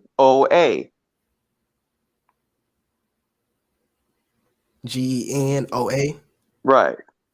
Genoa. Thank you. Those are basically the same word. Okay. So we know of one being in Italy, but the first one you just spelled out is what the mispronunciation we use for Guinea, which is in Africa. So Guinea would have been known as Genoa first. Now that's very interesting. That's interesting. Yeah. And just like the Ashanti tribe, their name is from the Bible, and Ashan was a city in Judah. Yeah, even the name of Khan is a son of Judah as well. So yeah, they have a lot of Israelite names and things like that amongst the Khan too. So like you said, Ashan, a city in Judah, a Khan is a city in Judah. I mean, it's a child of Judah by way of Carmi. And I believe it's other connections that I can make, but it's just not on the top of my head. But again, the brother Lusky 23, let me know. But how? I'm just ignorant to this topic. Sorry if I'm sounding slow to you guys. So what you can do is you can go to my channel and you can either start with the um, some of my earliest videos, or you can start with the African American Israelite videos where I detail how African Americans are Israelites. But in summary, if I can sum this up in 1 minute, I would say that you had events, or you had migrations of people into sub-Saharan Africa that was not native to that population. Specifically, like your Bantu peoples, your Igbo, your Yoruba. These type of people came into sub-Saharan Africa between, I guess you can say, 900 BCE and up into the early AD periods. And these people had traditions of coming from Israelite kingdoms, whether it was from an Assyrian exile, whether it was from Palestine, they said they was coming from, whether it was from Egypt, they said they were coming from, whether it was from Nubia, they said they were coming from. These peoples came from the northeast, made their way across the Sahara. Some of them settled in territories that had no people there. Some of them settled amongst native African tribes. Some of them settled in places and founded kingdoms like the Empire of Ghana, the Empire of Timbuktu, um, the Neri Kingdom, the Ele Ife Kingdom, the Benin Kingdom. So again, I'll just ask that you will go back and watch my earlier videos. And if you don't have a biblical understanding, I would ask you to study the scripture first before you start digging into the history. Because once you know scripture, everything else will just come easy. Especially once you got a foundational understanding of the different traditions, the different customs of the Israelites, you start to get into the research. Everything will just pick up more easily for you. So I think it's best that you get an understanding of the scripture first before you even try to dig into the history. And this question for you, Dorvell, do you have an Instagram? No, I don't have an Instagram, but if I do, like I said, I do send out a lot of stuff. If I got your email, if you wanna send me something to the email, that's dorvl@gmail.com, and then I can hit you back and send, various, things you know, that I come across. I send out books and Mm-hmm. all kinds of stuff a lot of times, free books, Facts, facts. so. I'm not a person who's stingy with the information. It's not mine. Information doesn't belong to anybody. It's all Yah given, and everybody should be able to give it freely. But we see people don't. People charging people for information that should be free. They get it for free, and then they turn around and charge you for it, which is like an abomination to me. So. Right, exactly. And I want to give one more example too, because if we all look at this map, when we go pulling up the map, and we thinking this place is called Ouida, that's another misconception. W is actually a vowel. You can actually go and look it up. It'll tell you W is a vowel. So if they have Ouida, and then you see they put Judah on the map, they're letting you know right there that that is the proper pronunciation that we're supposed to be using for the name when we see Ouida. They're letting you know that by putting Judah there, that that name is supposed to be pronounced Judah and not Ouida. Right. That's interesting as well. Something to get into at a later time, indeed. So, this brother just posted this: Blacks, Jews, and the racial imagination in the writings of the Sephardim in the long 17th century. Jonathan Scorch, Jewish history. Did you mean to leave a source for this or something, brother? Yeah, I might need to. You might need to add the rest of this, brother. I think he was trying to quote something, but this is a source for the group in Cameroon who have 99% EM2. Would that mean that they are are the least mixed? They actually have it at 100%. Not that it's a big deal, but they are known as the Biomolecular. When we say mixed, that's mixed, they can still be mixed and still be 100% EM2. For example, if we look at the Samaritan Levites, they are white, right? They are phenotypically white. Excuse me. So if we look at the Samaritan Levites, they are phenotypically white. But when we look at their Y lineages, just like the Biomolecular being 100% EM2, they are 100% E3B. The problem is their fathers married European natives or European women. The Biomolecular fathers married native Hamitic women, or either they brought the women with them. So it's not that they're mixed, or that it's not that they're not mixed. They could, like I said, they could have different different women that's not of the same stock as them, but it wouldn't change their haplo percentage. They'll still be 100% EM2, if that answers your question. The brothers agreeing, yes, yes, yes. We have to understand scripture first before we even try to dig into this history, because we would not be, you would not be, or you would not have a lot of understanding on it. You have to have a biblical basis understanding. And not only that, we got to read some books also. Mm-hmm.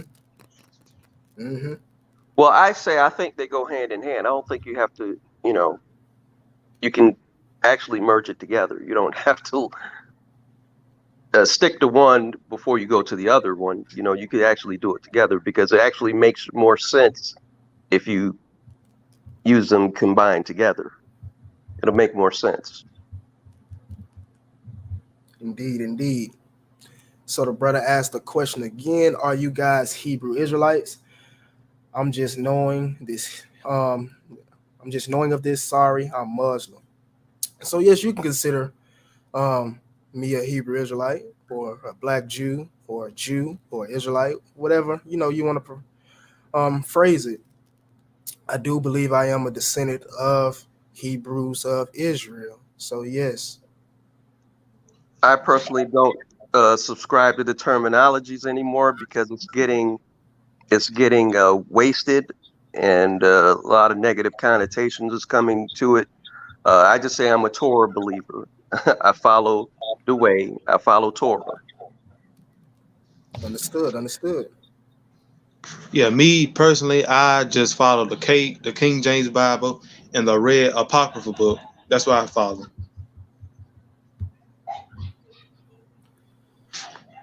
So let's see what she's bringing in real quick. So yeah, they bringing out about Accra. So yeah, Accra is actually the citadel. Accra was actually the citadel of David. Or within, I believe, I got a map somewhere. I'll see if I can find it real quick. Of Accra being in the land of Israel and is now in the land of Ghana. It could be because the Khan, and you even have the God people in Ghana, who are Israelites, claim descent from the tribe of Gad. But again, the Khan do claim descent from the tribe of Judah and other tribes. So it could be a possibility of why we see Accra in Ghana as well as in land of Israel. Trying to see if I can find this map real quick. Yes, here it goes. 1 second. Well, it's not really clear. Let me try to get it clear. But if anybody would like to say something real quick while I look for this map, feel free to. Yeah, well, I said it once before. We always look outside of the motherland, because, like I said, it was never known as one name. So Africa is not really the main name that it would have been called. So when we try to, in modern terms, the people don't think like that. So it would have been regional areas. There was an area in that continent that was called Africa, but it didn't include the whole continent. Okay. Yeah, So yeah. I think it was Libya or something like that. That was named oh, after. that was It named had various names. The top portion was called Libya. Then when you move down to like the Sahara, that portion was called Sudan, and it also Sudan, Ethiopia, things yeah like that. So right originally the name Africa is derived from Ophir, the son of I mean I believe it's the son of grandson of Abraham. Abraham, one of Abraham's sons from Yeah. Keturah, from And Keturah. yeah, you even have a Berber tribe that live in North Africa by the name of Ifriki. Right. So we can see the connection of Abraham's sons to the Berbers, blah blah blah. You get what I'm saying? But I'm about to show this map for the sister or whoever that was that commented Accra right here. Right next to Jehoshaphat or the Valley of Jehoshaphat, right next to the city of David. So yeah, Accra Oh, to the right of Ephraim's gate. also, I want to add, you also know that there's a place in West Africa called Judah. There's many places in West Africa called Judah. Like for instance, the brother was making mention to Weeda earlier, but you also have, I believe, I have a Judah in Igbo land. You have a Judah in Cameroon, but it's called Right, Yaoundé. right. That's how the Bantus say Judah, Yaoundé. So yeah, for sure. Exactly. Do you know there's an Akkad in Africa as well? Yep. Yeah. Mm-hmm. It's a big old country. Right. It's called Chad now, but Used if to you be put the near A in Niger. front of it, it was Akkad. If you put the A back where it was up before they took it, because actually, if you try to find out where that name Chad is, you cannot find where that name originates. You can't. I try to do research, and I just hit a dead end. So then I said, well, what if the A was in front of that at one point in time? Okay, well now we have a historical record of that name Akkad. Hey, isn't that almost up Africa? That's in like the central portion of Africa. The Sahel of Oh, West Yeah. Africa, above Benin, Nigeria. And the interesting thing about it is it's right by the desert of Seth and the desert of Zu.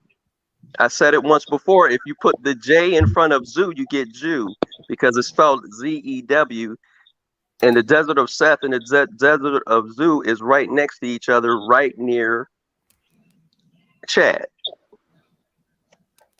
That's true. So the brother Lion Farm made the comment. Facts. It's important people know the Bible first before diving into genetics. I agree. It's the chief of all sources. Exactly. The Bible is, our foundation, our pillar, what we lean on. And the sources is, I guess you could say, second.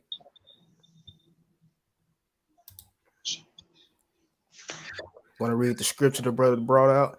And he shall pass over the stronghold for fear, and the princes shall be afraid of the ensign, saith the Lord, whose fire is in Zion, and his furnace is in Jerusalem.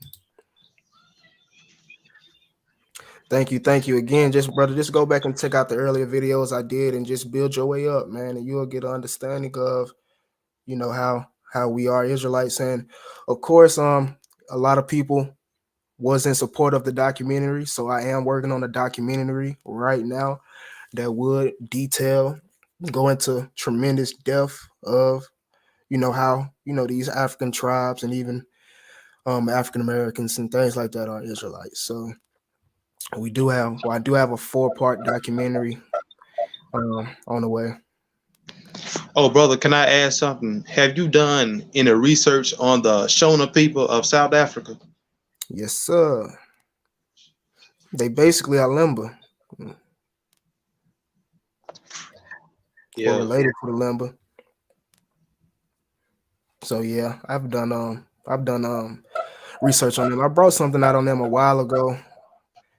How a reporter, reported them having sidelocks, things like that. Different Jewish customs, things like that. So I brought out some information on them a while ago, but they really are connected to the Limba. One thing I discovered about them that they wear fringes also. Facts. They do. They definitely do. No peace to any false religions. There will only be lasting peace to all those who follow Torah of Yahuwah. The brother Lion Farm commented, he states that the E1B1 star makes Shemites and not only stand with the Most High and his sons, Yeshua, our Messiah, all else, well, is ready for the flames. All right. So let's see.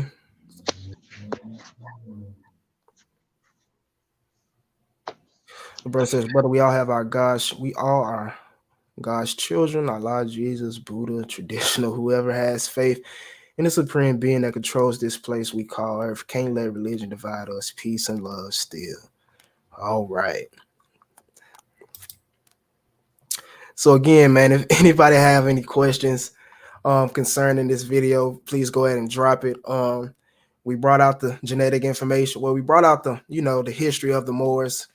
Then we brought out the genetic information. We brought out the history of these peoples being brought to America as slaves, and we showed the genetic, I guess you can say, reference of these Moors in America and how you can see if you are related to Moors or descend from Moors, basically. I got one disagreement that I'm going to bring up. Go ahead. You have been putting us on a diet lately, and I really haven't liked it. You haven't been putting out like you have used to put out, man. You put us on a diet. I got you, bro. I'm gonna tell you why, man. First off, I am in school. I am in school. I am a college student. So right now, I just finished up the semester last month, but right now I am taking classes in the summer, trying to get done quick. You know what I'm saying? I also work, so sometimes I got to work on Saturday. So when I work on Saturday, you know what I'm saying, we don't get nothing done. But when I do have free time, I will put out information. Like I said, I got information stacked up. I just gotta make the time to present it. So just rock with me. We'll continue to bring out this information. Yeah, take your time, brother. Take your time. All praises. Let's see. Comment states early modern Catholic Iberian discourse generally scorned Jews, linking them implicitly with Africans, marginalized and often persecuted conversos Sephardim of the 16th to 18th century. Yes. I advise you to you bringing out certain sources. Since you bringing out these certain sources, I want you to go look at this video that I did that kind of goes into some of this stuff you bringing out, brother. It's called European and African Jews. All right, so look at part 1, and I think you'll like it. Yes. Just give me a little time. Like I say, I am in summer school. I'm working, and it doesn't take, well, it takes a while to edit, especially when you're doing a documentary, different clips, different scenes. I'm also trying to go around to a few temples throughout America, get the history, talk to a few elders, get that on camera. So just give me a few time. It'll definitely be released before the summer over. Yeah. Yeah. Go ahead, brother. Yeah, bring it out to these camps that's teaching that false 12 tribes chart. Watch how they get mad. Man, I don't got into so many confrontations with camp members. This is not even funny, man. I don't even want to deal with no camp brothers. They don't know how to come correct. They don't know how to come correct. I'm too chill to be doing all that yelling and stuff. That ain't me. They know what they be doing. Yeah, that's not what it's about. No, not at all. Not at all. But we have to look at, because if the always when you're looking at just peoples, peoples, the singular common denominator with what you're looking at, as far as the racist thing is going, or even you say anti-Semitic thing is going, is that the African strain of blood. So they don't care about anything else. If you have any African strain of blood, that is what makes you dirty. That is what makes you filthy. That is what makes you subhuman. Now, what the thing we have to do is ask ourselves, why is that? What is so particular about the African strain of blood? And as we said earlier, it goes back to one of Abraham's children being the name of where Africa is originating. Right, right. You know, and that's really important, because people like to say, Africa was named after a white man when it was really named after a Hebrew. But this comment right here, A no wary. In the Yoruba oracle history, Obadiah was sent to West Africa as a form of punishment. Go more in depth on that. What do you mean exactly? Obadiah was sent to West Africa as a form of punishment. Go into that a little more for me. And can we get a source for that? Where is he sourcing that from? Right. He said in the Yoruba oracle history, but yeah, I like you to explain that a little more, brother. That's all. Seems interesting. I got nothing to do with Allah running 600 years after the that's the brother line form. He going at with somebody in the chart. I mean in the chat. Let y'all deal with that. He says, but yet he still received the blessings from his father, similar to Judah and Ephraim's story. Okay. Yeah, just bring some more information out on that.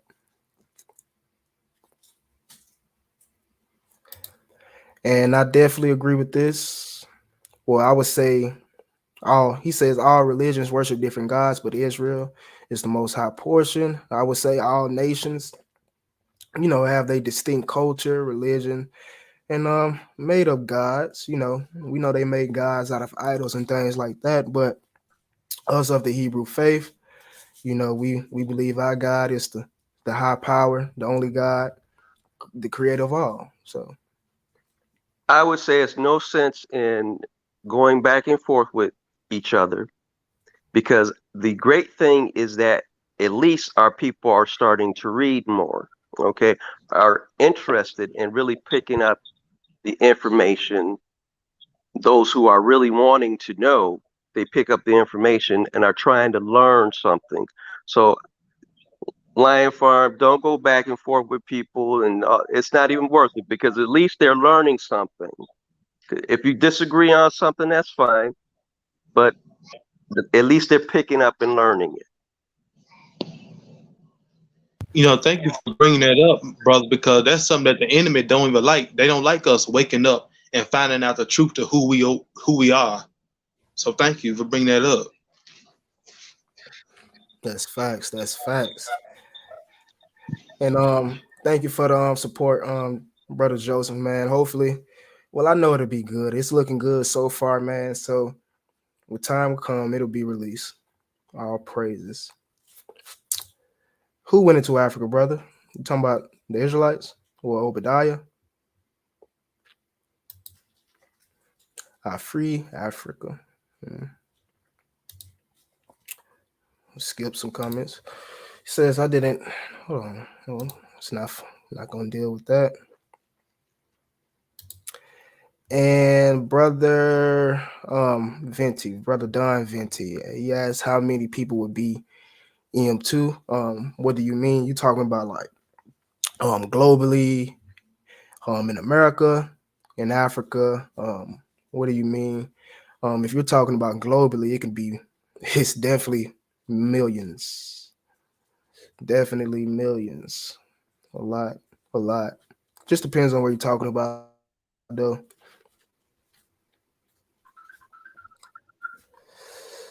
Yeah, The because brother, even if you're looking at even if they're saying only 10% of the Igbos were on the slave ships coming to America, you're still talking about 1 to 4 million people. exactly. So, and then you're looking at descendants after that. So you're talking about a gang of people. Okay. Exactly. One person can have a million descendants. Even it's well known that Genghis Khan, he's the father of a lot of people over there in that area. And that's from one male. Yeah. Hey, look at how many teenage pregnant girls we got in our communities. Come on now. That's why I said this 13% lie that they keep telling us for the last 100 years does not make any sense, and for us to believe it. And while we on this topic, speaking about how one man could give birth to an enormous population. For example, we see what Jacob did with the 12 tribes, the nation of Israel.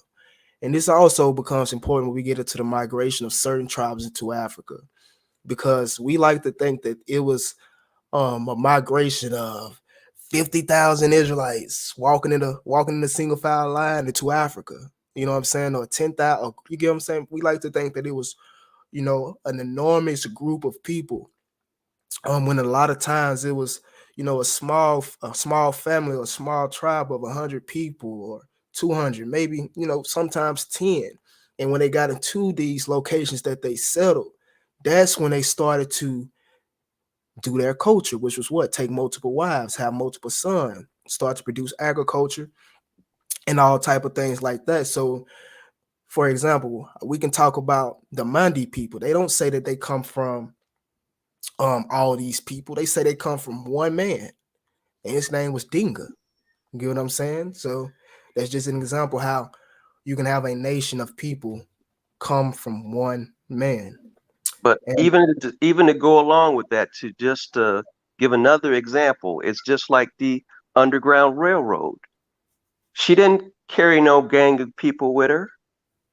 She mhm, had 4 to 5, 10 at the most. Okay, because first of all, you're hunted, so you can't if we're constantly being hunted throughout the earth, we can't travel in large numbers. We have to, sneak out little trickles at a time. So you're going to have various migrations. that's it. That's it. Various migrations, different families, different tribe. Exactly. So I'm gonna answer this question. The brother, the ID Babies TV says, "Have you heard about the Moorish Ephraimites?" Yes, I've heard about it, but I have not seen any substantial data, substantial evidence to present it. I just haven't. I see Wikipedia type websites and journalist type websites stating it, but I don't see any books, any material, anything going into Moorish Ephraimites. Yeah, And they're definitely everybody's not the claiming to be an Ephraimite, so I don't know what's the difference. yeah, and they're definitely not the Yoruba either, brother. So, like people like to say, got literally YouTube channels out here saying that the Yoruba, were the Moors in Spain for some reason. They migrated from Spain down into West Africa right before slavery, which is preposterous. But Well, see, but this is the thing, is what I'm trying to tell you about what Dr. Royster said, because the geographical location more. So if people, because remember, people identified themselves by geographical location in the past. So therefore, if they say I'm a Moor, they were talking about particularly, more than likely, the geographical location, and not that they were a Moor, is the ethnic, you know. So we it's a fine line. people And like a lot of the West African tribes don't never claim to be Moors specifically. If you want to get into the Moors in West Africa, it's not going to be in places like Nigeria and Ghana and Benin. It's going to be in places like Mali, Senegambia, Ghana, those Timbuktu, those Sahel West African type places. because you do have history of Moors going into those locations, but as far as it being amongst people like the Yoruba, things like that, I don't believe that to be so. Right. But see, this is the rub, Maybe, see, because we always get other people coming in and trying to name us, see, and they can misclassify us with certain names as well. So that's, these things cut. So things aren't always, you can never actually say emphatically 100% it cuts that way, because right. it So depends on who's giving the information, or what, who's looking at it. right. So example, like just to try to explain a little more what you're saying or bring some clarity, like if we have a record saying that there was Moors brought from North Africa, we can we can postulate that those were actual Moors. But if we get a source that say we had Moors brought from Nigeria or Cameroon, we can essentially postulate that they're just using the word Moor as a phrase or Or it's, as we are them saying, being same Muslim. example, because with that you had Jews within those more groups that was going into Iberia, see, but they didn't specifically all the time identify them separately. And that's why I did this video, because we can genetically tell the difference between a Jew and a Moor, especially when we was talking about Spain and Portugal. Right. And this is the problem when we try to phenotype people and thinking we know who they are phenotypically, when not so much. Yeah, genetics don't care about your phenotype. You can look like a Hamitic African, but he's descended of a European. So yeah. So the brother, what was you about to Yeah, say? it tripped me out because I had looked in my my 23andMe information one time, and I saw this pale E1B girl that's related to me, and it tripped me out. Yeah, And exactly. this is paternal E, not no mama. Okay, this is paternal E. So somebody in her dad, one of her daddies, Got a black ancestor. right? Exactly. Yeah, so exactly. So that's the example how phenotype do not matter. Um, but to answer the brother Don Venti for question, he says yes globally, because there are 300 to 400 million Bantu speakers in Africa. It's always a caveat with the Bantu speakers, because not all Bantu speakers are EM2. You have Bantu speakers that are haplogroup A. They aren't related to the EM2 speakers. You also have Bantu speakers who are haplogroup B. So when I talk about the Bantus, I like to always distress how they're more a amalgamated or mixture of people opposed to the West Africans. And not that they're any different, because they all share the same ancestry. It's just based off the different peoples that they settled amongst and migrated into, because in West Africa, it really wasn't that many people in there. And that's why when you look in West Africa, you see so many people or so many different tribes with high proportions of E1B1A. You go to the Bantus, it's not that so. You see 40%, 60%, and things like that. So when it comes to globally, it could be literally a billion for all I know. You know what I'm saying? Because you have your Igbos. You got to factor in your African population. You have to factor in your European populations. You have to factor in the Palestinian populations, the Arabic populations, the Yemeni populations, the American populations. So you can essentially say that there's people with E1B1A on every continent in the world. So to answer your question, I would definitely say it's definitely close to a billion, if not over a billion. Um, People with EM2 or E1B1A, definitely over 500 million. Brother, do you have any supporting information about the Yorubas as the tribe of Yehuda And what tribe of Israel is the Biomolecular? I don't know what tribe of Israel the Biomolecular is. I would say that they descend from the northern tribes of Israel. If more than likely. But when it comes to the Yoruba are not just the tribe of Judah.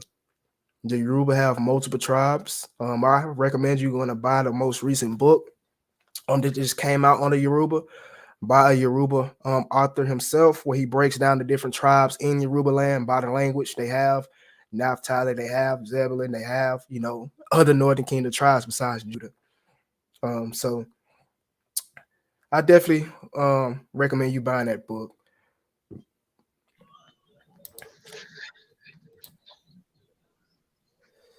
Okay. He's saying a Yoruba called Obadiah or Dudua. They also called Jacob on Unranian. Yes, I know. I think I know what source you're talking about. You're talking about the Derek Lang source going into the Oyo Yoruba dynastic traditions. Now, basically, they tell of a migration from Assyria after the fall of their empire.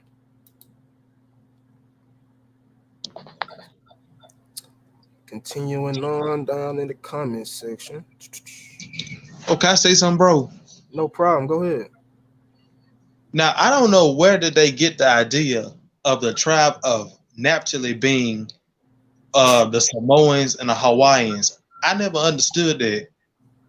Because they melanated, brother. You melanated, you're Israelite. That's their doctrine, bro. I honestly don't know how they came up with this information, which is one of the main reasons I'm gonna bring out information on the Israelite, the early Israelite sects, the early Israelite temples, because this doctrine is fairly new. It's really new. Our ancestors didn't teach this.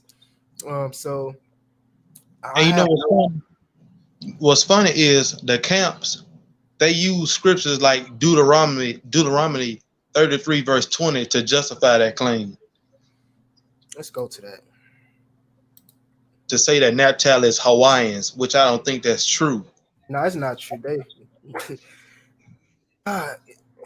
to put it in layman's terms, first say what verse you just mentioned, Deuteronomy 33 and what?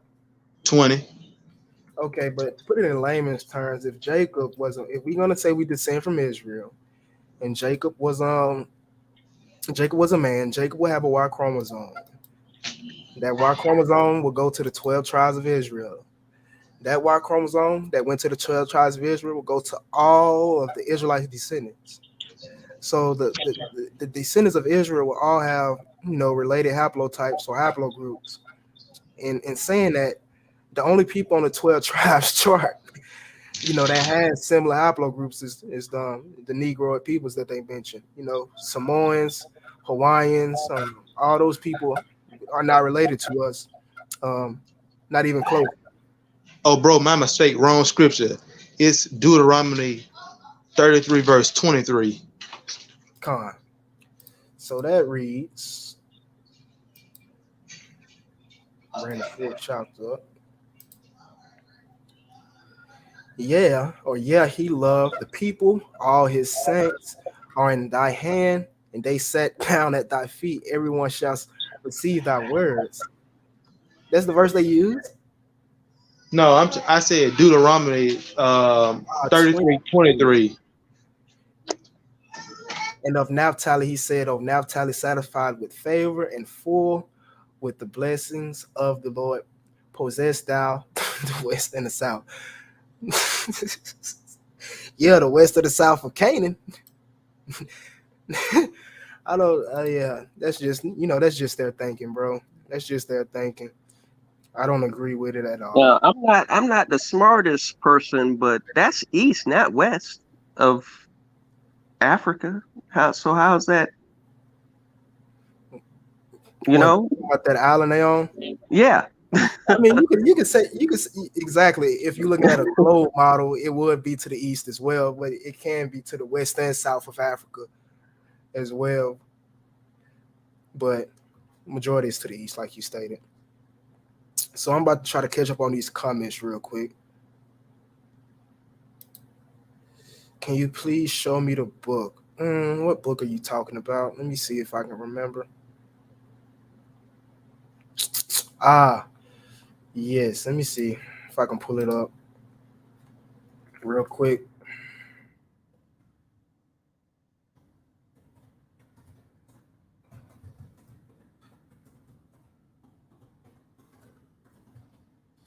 See if I can find it.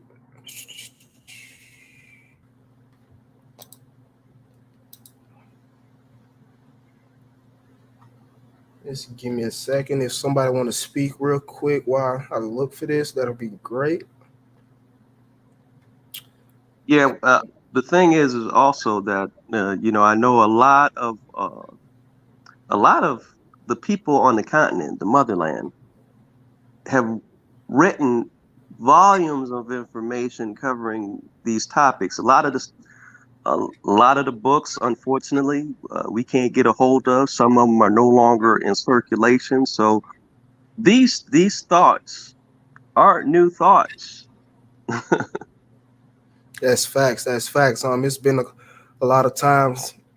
Um, for example, the Efik book, the BBO book that I just got, the Khan book, those books that I read or that I've read on the channel by African authors.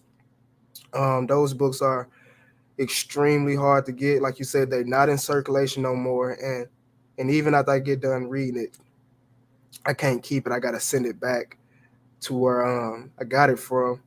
So I definitely agree with that.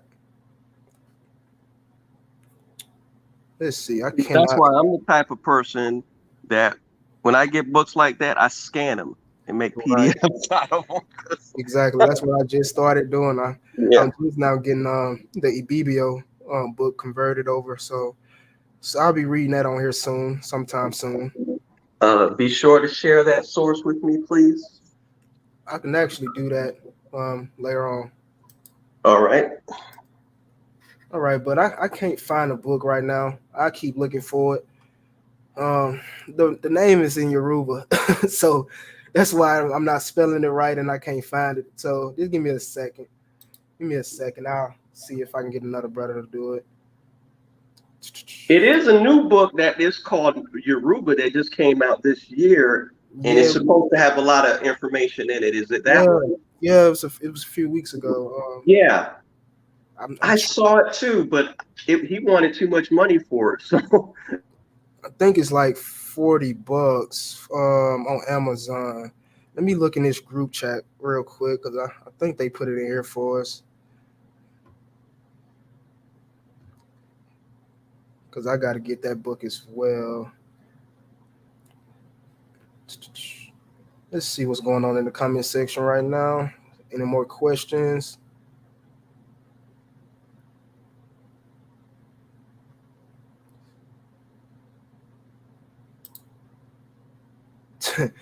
This comment says a lot of islanders have history of being placed there by Islamic/Assyrians. That's very interesting. Do you have a citation or any more information on that statement? I'd love to get into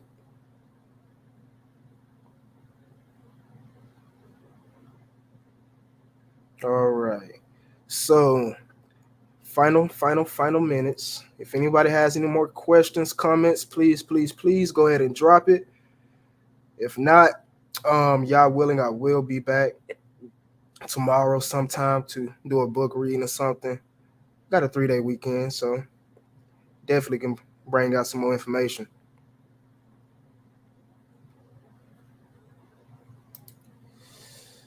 Do you have more records between Seniki Jews under Arab armies? The information I do have with the Seniki under these or under the Arab control is in the video I did with the Mandi people or on the Mandi people. So if you just go back and tune into that, you will be able to find information of the Seniki under the Arab armies. Of course, they were converted to Islam when the Arabs sacked their empire. But other than that, I do not have any information. I'm still trying to look for this book though. I really need it. So brother says you're welcome, brother. Now let's stop this. All I can say is come home, brother. The Most High is handing out, waiting for you. All praises, all praises. He waiting for all of us. He waiting for all of us to, to fulfill the destiny he allowed for us or laid out for us. Uh-oh. Uh-oh. Uh-oh. He bringing out some good information. And I already know. I already know what he's talking about too. I'm looking to the Swahu or the Shuwa Arabs genomes as well. They have significant lineages through Abraham, and they also have oral traditions, of the same thing. So I'm definitely going to look into that because again, this video was going into the Semitic sons of Shem. But again, final questions, final comments. Please go ahead, drop them in the chat. Anyone up here have anything to say? Feel free to go ahead and chime in before we get ready and wrap it up.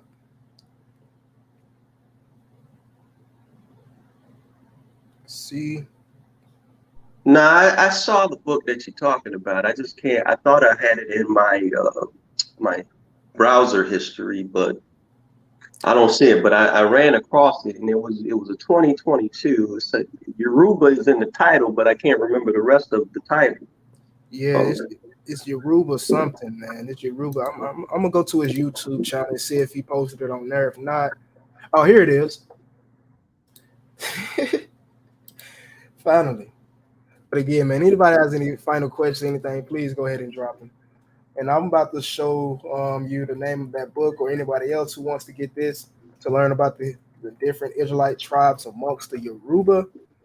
Again, the Yoruba DNA was, or the Yoruba was used as a source population to show that this DNA or this E1B1A was amongst the ancient Israelites.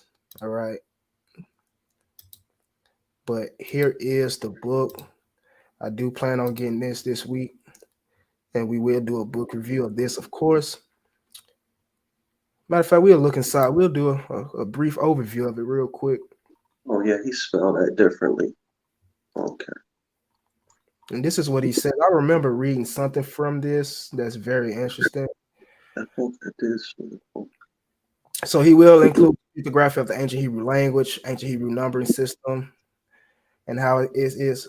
Oh, okay. Book of Obadiah, reawakening, names of the ancient ones, and the 12 tribes of Israel awaken. All right, okay. But I will read this forward real quick. Or the preface, one of them. It was something in here I want. Or I believe it's the preface. Yeah, so he says, Ori, go ahead, Ori.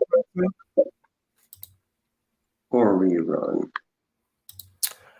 So it says, Ori run, the sources work which use the understanding of ancient Hebrew writing system and the present day Yoruba language to decipher the Torah, and in the process has significantly proven and logically and literally explained the connectivity of the ancient Hebrew people who are descendants of Abraham, Isaac, and Jacob to the West African community, taking Yorubas as our focal point. And even on YouTube, this brother does a great job at showing the connection, man. And like I say, this is how I know the Yoruba have multiple tribes of Israel amongst them, just because I've studied some of this brother's work he's done already. So I know this book gonna be fire. It says the Yoruba claim Ife as their origin. Coincidentally, many other Negro communities in West Africa hold this claim, like the Ewe and other tribes in Benin hold this claim too. So we can say all these are one and the same people separated over hundreds of years. So whatsoever it is true for one, it is true for all. And in category claim, the Yorubas are descendants of the 12 tribes of Israel. So again, this is the book. I'm pretty sure it'll be a good read. All right. So I'm going to go back, look at the rest of the comments. If there's any more, let's see.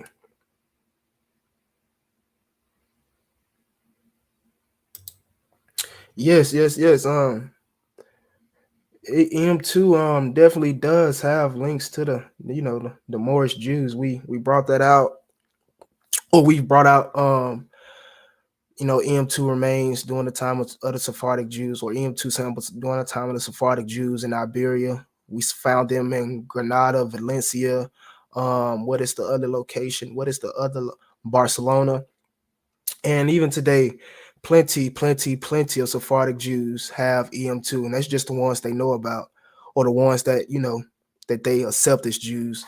We also have the Sephardic Jews in the Caribbean, the Jamaicas, and even America that would be of EM2. You even have Sephardic Jews in the United States that have EM2, especially down in Texas. You have a whole little Israelite community of Sephardic Jews, and one of the head rabbis have EM2. He says, I know this is a late comment, but is it best to read the Bible right along with other sources for understanding? I mean, if it's, I guess you can say, yeah, if it's needed. For example, if you're looking at the traditions and customs of a tribe, you can bring out the scripture to show that, hey, what these tribes are doing is literally right here in the scripture. You see what I'm saying? So it depends. Even if you want to do a migration or tale of migrations from the Bible, we see Jews going into Elephantine in history. We see Jeremiah telling the Jews not to go into Elephantine during his time. So yes, the Bible can be used to go along with history. It says Muslims are still enslaving those who may be in northern tribes, especially our women. Yes, especially in Nigeria. You have Islamic extremists or terrorists who have been persecuting the Igbo for a while, and even the Yoruba. I just want to make sure if I'm quoting correctly, out of about 4 Israelites. Yes, the about 4 are Israelites. Some people like to say that they are Berbers, but they really are Mandi people. They are related to the Saniki, Mandi, Mandinka people. They just live in Mauritania. Some of them came down into Senegal and things like that. They are known as the Bafour or the Beni Sibi, or even the Bani Israel. All right. And even the Bafour women, the women of the Bafour, they were known to make Jewish type jewelry for women in North and West Africa. They even sold, or they even did trade with their Khan. Let me see. Well, I know if you use a JED match, the punt particular,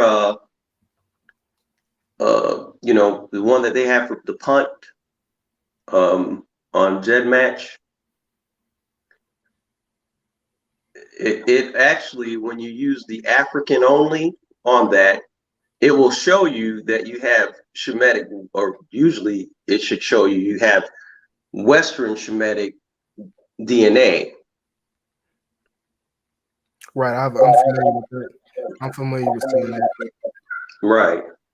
With that particular table, you used that one before?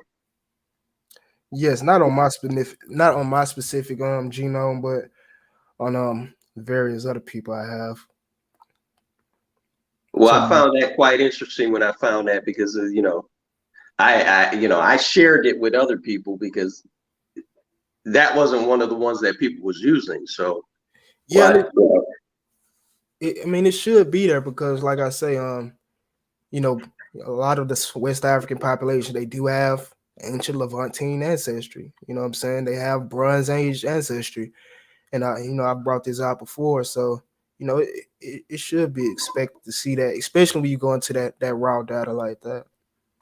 Right, and we have to remember, okay, you're Shemitic, okay. Everybody ain't gonna be Judah. Everybody ain't gonna be one of the 12. As long as you Shemitic and you accept Yah, you fine. Okay, so don't sweat it. Don't be trying to let this genealogy thing drive you crazy. Okay. Yeah, that's one of the next things I want to get into. You know what I'm saying? Because it's difficult, but maybe I'll be able to do differentiate it one day. But uh, getting an understanding of which specific Bantu tribes and things like that are Israelites and which are not, which descend from other tribes of Shem. You see what I'm saying? People think just because all these tribes have E1B1A specifically, that will make them all descend from Israelites. But you have to go a little deeper sometimes, especially looking into the different E1B1A lineages and things like that. So it's gonna get deep over time. And I'm looking at the comment section right now. Thank you, thank you, thank you, thank you, thank you, thank you. And brother Neriyahu, I just dropped it in I just dropped the link of the book in the chat, but it's called Orion, the Source of Yoruba. The brother ID Baby TV says Dinga, which is the ancestor of the Malian people, is he a descendant of King Solomon? So Dinga is the ancestor of the Mandi people, not just the Malian people. Dinga is the ancestor of the Bafour, the Saniki, the Mandi, the Mandinka, Saniki, those type. It is believed that he is a descendant of King Solomon, brother. But again, if you go back and watch my video, I said I believe that they're saying that he's a descendant of King Solomon, just to add mystics onto the claim of them being Israelites. Just over tradition, they knew that their ancestor was an Israelite or a Jew, so they was like, yeah, he's a descendant of King Solomon. I could be wrong, but I personally believe the Mandi are descendants of Dan, and I do believe they do have descendants of Judah, but it would be from later migrations.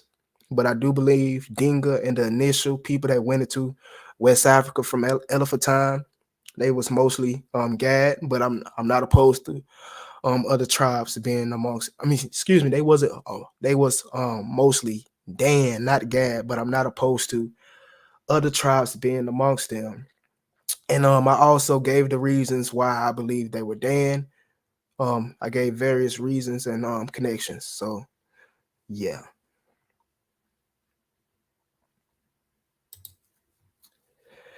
Yoruba are mainly Northern Kingdom and mix a lot with idols too. Yes, yes, yes. Excuse me. That could be because of them being close to the Phoenicians. It could be because them, mixing or being up in Assyria and coming down. So it's a lot of reasons to explain that mixed tradition or those mixed idols, as you would say. Somebody got something to say? Even the scripture said that Ephraim would join with idols. Thank you. Thank you. He literally says it. He literally says it. And the brother says most by far indeed Jews that possibly migrated with the Saniki Jews. Indeed, indeed. And like I said, you got some in Mauritania, but you have some in down further in West Africa, like Senegal and things like that. I know another thing that we do that is critically an error is like we said earlier. It's just like your family member. You ain't trying to be around them all the time. As a matter of fact, you move away from the city that they in because you don't want to be dealing with them. People, we have to start realizing people are people. The same things that they went through, we go through. The same idiosyncrasies that they had, we have. So, you got some family that don't want to be dealing with other families, so they're going to move totally to a different whole place together, all together. No different then today as it was then. Okay, so you're gonna have groups that mixed with other groups. You're gonna have some that actually mixed with Gentiles because they just want to do stuff that Gentiles do. They want to be dirty like Gentiles. So you got some that were gonna cleave to other Semitic tribes because they just had things in common. So that's how people are. People gravitate toward who they have commonalities with. So we have to stop looking at this thing like it's so magical sometimes, and we don't look at things like natural. common sense type of perceptions. That's true. That's true. And the brother near Yahoo mentions that according to the paper on Sub-Saharan African gene flow in Jews, it shows 77% of African Americans have links to pre-exilic Israelites. That possibly proves up to 13% of African Americans aren't Israel with E3A. And that paper is very, very, very important, especially when we go into the genetics of Israel prior to the time period that they're placing these Israelites to have this this genetic makeup. Because like the brother James said on Facebook the other day, we know that we had E1B1B and haplogroup J in Israel in the Bronze Age. But the new haplogroup that came on the scene in the Iron Age was E1B1A. All right. This admixture or this new admixture in the Levant that took place 2000 or was it 3,200 years ago that the paper is saying it was with E1B1A. And like the brother James said, we already know the haplogroup J and E3B was already in their location. So it's highly possible that E3A lineage coming in was indeed those Israelites. So and also, man, this is always going to be a great source. I'm just waiting on them to I guess you can say bring out another paper dealing with this or bring out an updated paper, because this was in 2011, and it's always a hard hitter. It's always a hard hitter. Shalom, shalom, brother Sean. Yap, yap. He said, what about the Israelite South Kingdom, mostly down in Ghana, Congo, West Sudan, Chad, East Africa, Ethiopia, Axum, Azania to South Africa, a lot of Arab towns in East Africa, slavery. Yeah, you have Israelites in Ghana. You have Israelites in Congo, the Sudan. I don't know if you have Israelites in Chad. I don't know much history on Chad like that. I know some, but not a lot. And of course, you do have Israelites in East Africa to Ethiopia, and even in South Africa. I guess that's answering your question. And Shabbat Shalom, brother. Thank you for tuning in, my brother. Well, I'll go out on a limb if you won't. We everywhere, okay? Yeah, that's facts. Yep, and you even got some of the tribe of Judah in the Middle East. Yeah, it's definitely still Jews in the Middle East. Like I said earlier when I was giving reference to phenotype not matter. You got a tribe in the Middle East that claim descendants of Levi. You know what I'm saying? That's pure white, but they got haplogroup E at 100%. You know what I'm saying? So that's just letting us know that they had different foremothers or foreign foremothers, if you will. Brother Line 4 says two things that will manifest: who are the real ancient Israelites and who the Most High Yah are, set apart God, Savior of his people, of the holy book with scrolls written of the Messiah. Facts, facts, facts. It will be revealed, and it's slowly being revealed by his people, man. That's why we got people like Lion Farm, the Hebrew of Israel, Genesis 49ers, Jeshua, even the brother Sean Harris, the Orthodox Moor, people like that that's bringing this information out. That's just showing us that it's slowly being revealed. So I do agree.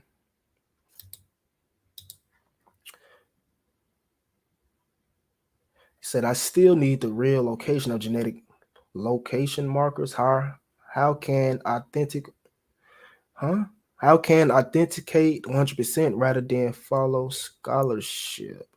Answer it or ask this question one more time. I still need the real location of genetic.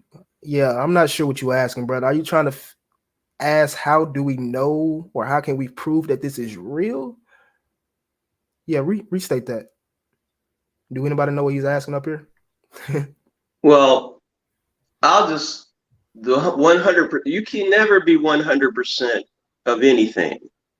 We all are just taking in information and making the best judgment call we can with our knowledge base currently.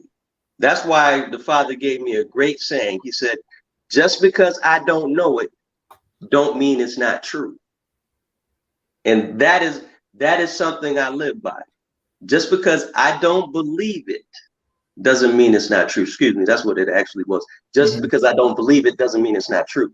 That means I'm lacking in myself, because there may be information out there that I have yet to attain for that which I didn't know to become true. Yep, that's it. That's it. Let me see what's next. Yeah, just try to restate your question. I would say that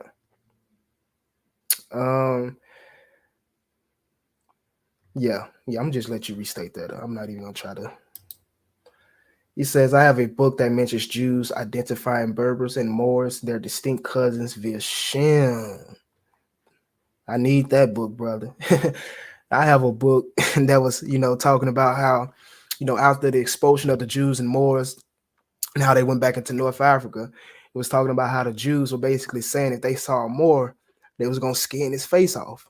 You know what I'm saying? Because at that time, they was beefing real bad. But indeed, Berbers and Moors, or Berbers, are indeed, relatives to the Jews. Even the paper you made mention to last time we was on here, brother, I read the entire paper and it's fire. And even that lets us know, dealing with the Berbers, that they came from the Levant.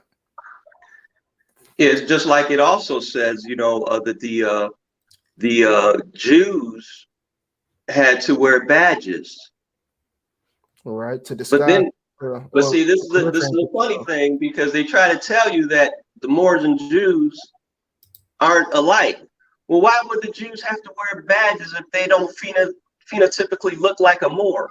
That's the only thing that separated them from being a Moor, was the badges that they wore on their clothes.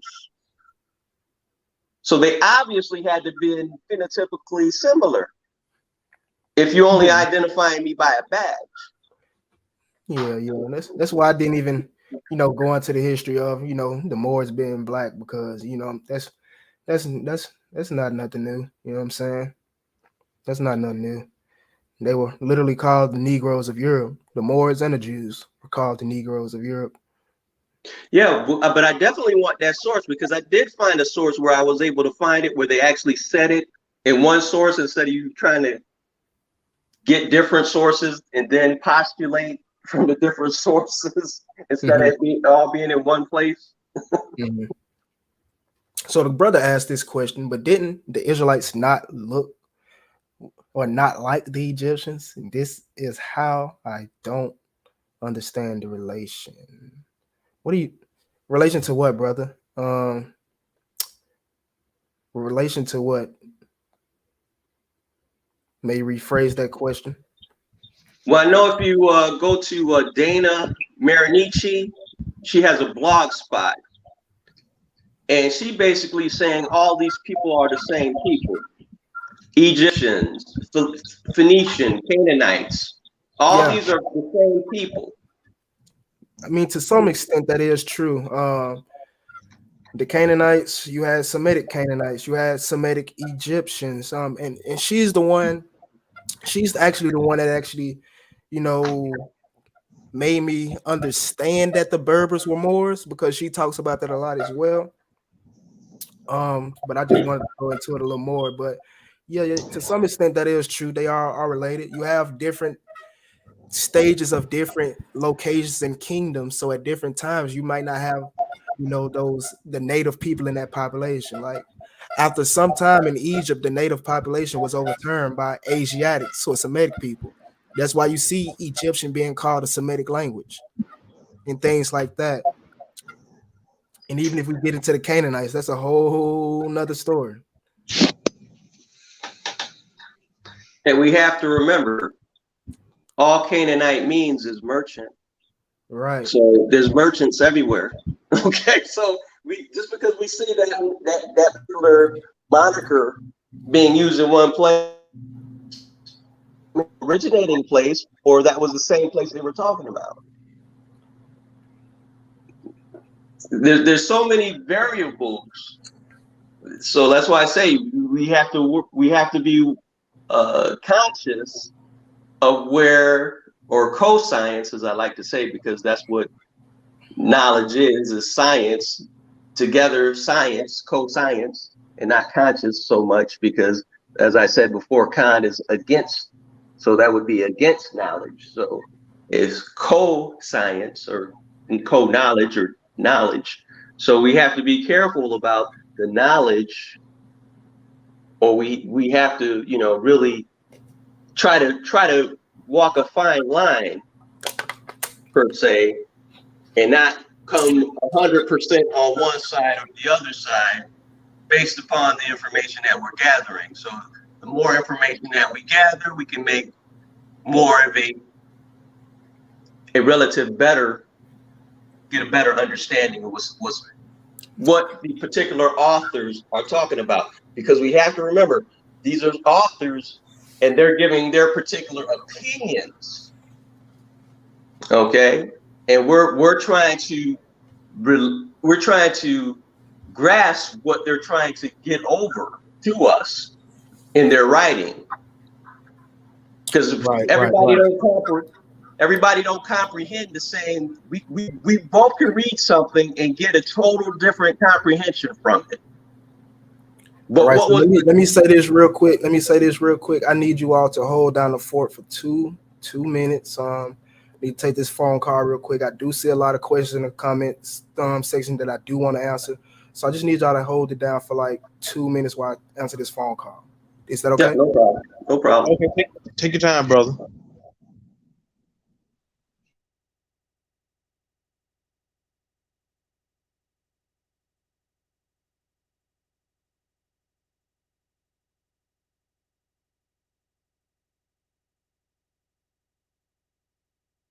Well, Don Vinci, your question is a lot of the times we see that the groups are always mixing together, because we have to realize that when you're being chased, okay, you're going to go to an area more than likely in a small number, and then you're going to try to find other people who either think like you, if you can't find people who are related to you, in order to mix in with those groups. And that you will possibly have a constant leaking or dripping of people coming into the area who are family members. So that's why the scripture says right in the Exodus, a mixed multitude. There's always been different people with us. That's why I said no matter where we go, people gravitate toward us. It's just like if you look in the during the the early 40s, 50s, and when we were having a lot of segregation, the hybrid European would actually come into our areas not only to lynch us and do all other things, because we didn't go to their areas and cause trouble. They came to us to cause trouble in our neighborhoods. Right. As we see in the case of Buffalo. So it's not that we're not seeking to always be with them. We're seeking to try to get away from them, but they keep gravitating to where we're at. Right. So and that's where you get the idea. That's where you get the idea of the Tulsa Race Massacre. Right. So to try to pick up back on these questions real quick, the brother Don Venti asked, so maybe many groups are either Judeans or Danites or a mix of the two. And yes, I would say I agree with that. I would ask you to go to the video, Jewish Roman Wars, North Africa, and I speak exactly on that. I speak on the Southern Kingdom coming to Africa during the Roman periods, and how some of those the Judeans settled amongst Berbers and also amongst the Mandi group, all right, in the Kingdom of Ghana. So that video will answer your question as far as them being descendants of two groups. ID Baby, you need to do a video about the Ger speaking people in the Niger Congo group. We'll do in the near future. Just give me time. Let's see. Second Exodus question: are there any African tribes claiming to be Moabites? I don't know if they are claiming it, but you do have um tribes in Africa with the name Moabite. For example, you have a Berber group who are called Moabites or Moabites. So if you want, you can look into them. I do have information on them, but I just have to look for it. So it might take me some time.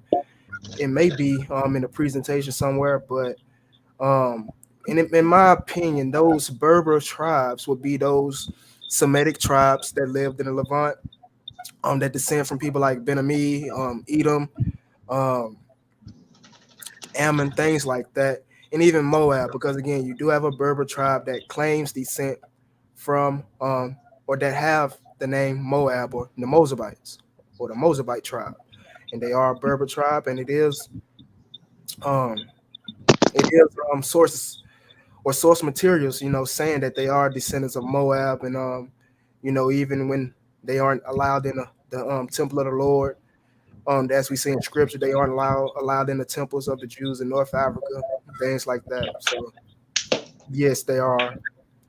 I'll show you them real quick just so you can have a reference on how you spell their name.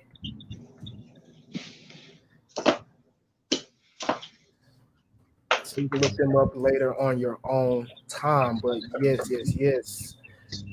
If if I say somebody's in Africa, a Moabite tribe, I would definitely go with these people first.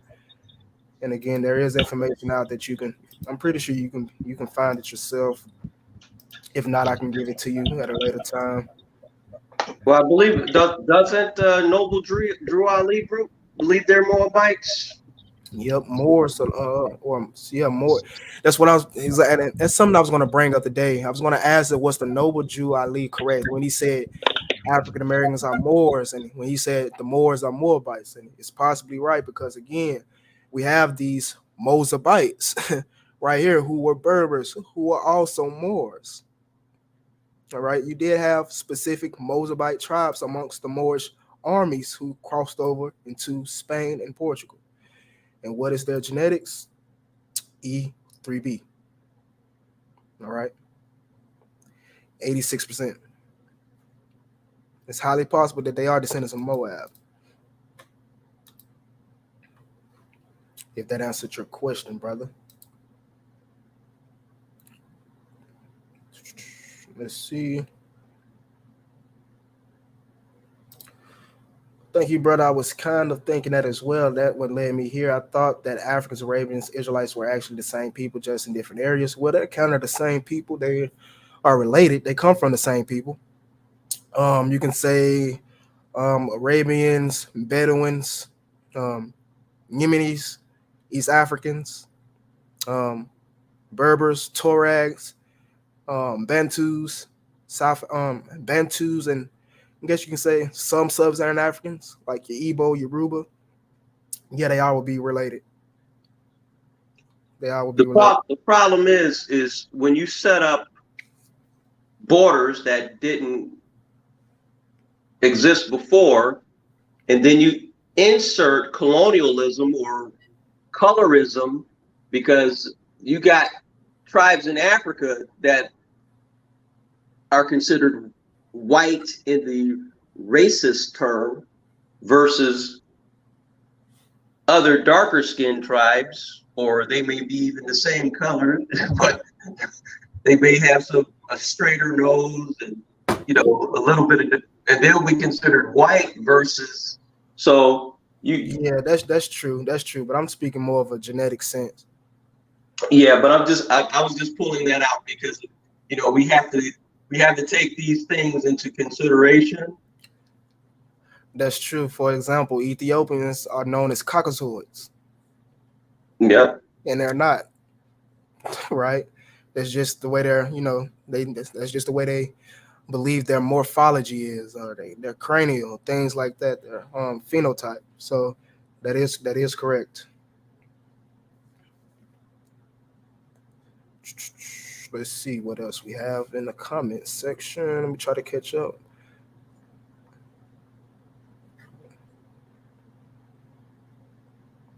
1 second. There's a lot of comments. Hold on. I got lost. All right. Here we go. You all cut it out down in the chat, man, arguing. You know what I'm saying? It's Shabbat. All good vibes, all chill vibes. Much love. Muslim and Jew beef. Yeah, please, because I believe I'm the elder in the room. I'm 55, so I think I'm the elder in the room. Y'all, let's treat each other with respect. Okay, we all don't have to have the same agreement because we're all at different places. We're all at different places with reading and everything. But as long as a person is reading, there's hope for them. They're here to learn and hear information that they probably didn't know before.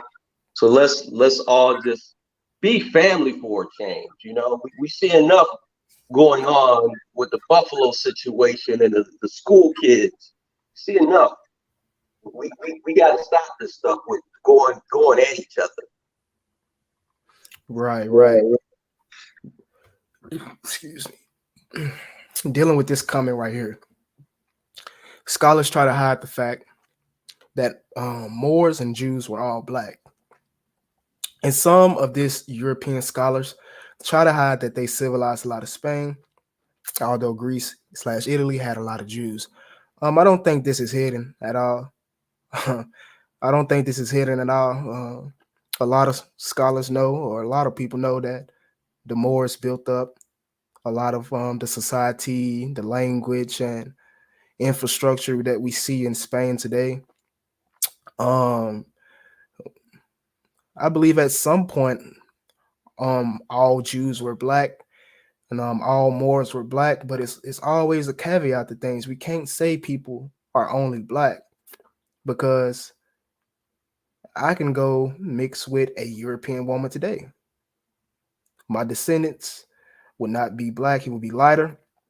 He would be lighter than I am. Then that descendant go get with another European woman. Eventually, my seed would be whited out, but he would still be my descendant. So, for example, this is why we see quote unquote Jews that do not look like us with our DNA. Just going into what you're saying, you did have black Jews going to Europe, but as we see, some of them whited themselves out, and that's just something we have to accept with the history and the genetics. And not only that, two black people can make a white baby. So come on, you know. Brother Joseph says, think we need to read the Bible again for some understanding. This is about bloodlines. Is it not Canaanites, Israelites? Yeah. When we are talking DNA, it's about bloodlines. Yeah, the Bible is a genealogical book. We know that Abraham, Isaac, and Jacob. The book of Genesis giving us the genealogies of Ham, Shem, and Japheth, opposed to the four women. So yeah, that's why the best way to trace biblical ancestry would be, by way of the, Y-chromosome. But let's see what else we have. Toda, my brother. Thank you for tuning in, G. So why was Judaism and Christianity created in Arabia? Oh, that's something for them. Let's see. I think I saw this one second. I think didn't I see a report, or I heard somebody was saying that they were supposed to recently have had some genetic information that came from Israel as far as DNA was concerned. I might have missed it. I thought I heard somebody saying there's something recent that's supposed to come out. Or yeah, it is something recent. I mean, it is something supposed to come out this year, next year, sometime in between then. Hopefully. When it comes to, I guess you could say, getting DNA from Israelites in these burials in Israel, it's not something they want. I guess you could say it's political or whatever it may be. But I think geneticists should start trying to go to other, sources, other Israelite communities and things like that. For instance, they just released one about the Ashkenazi Jews on the Rhine, and they all had, of course, European haplogroups, but you also found the Semitic haplogroup amongst them. Um, so just showing that, that they did have E3B or whatever it was. And another example, I mean, is like if archaeologists or these people that are assuming these bones and burials, they can also go to a place like Elephantine, Egypt, or Carthage. You know what I'm saying? Go to these places where Jews had known presence at in these locations. So, but the brother Neriyahu Hadani Yeah, states, I but have a even with that, it's always this strange thing that just because we find E, most of us will run and that. say that again, brother. Say that again, brother.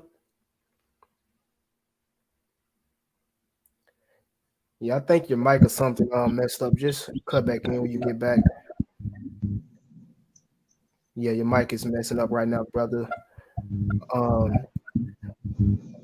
but the brother states,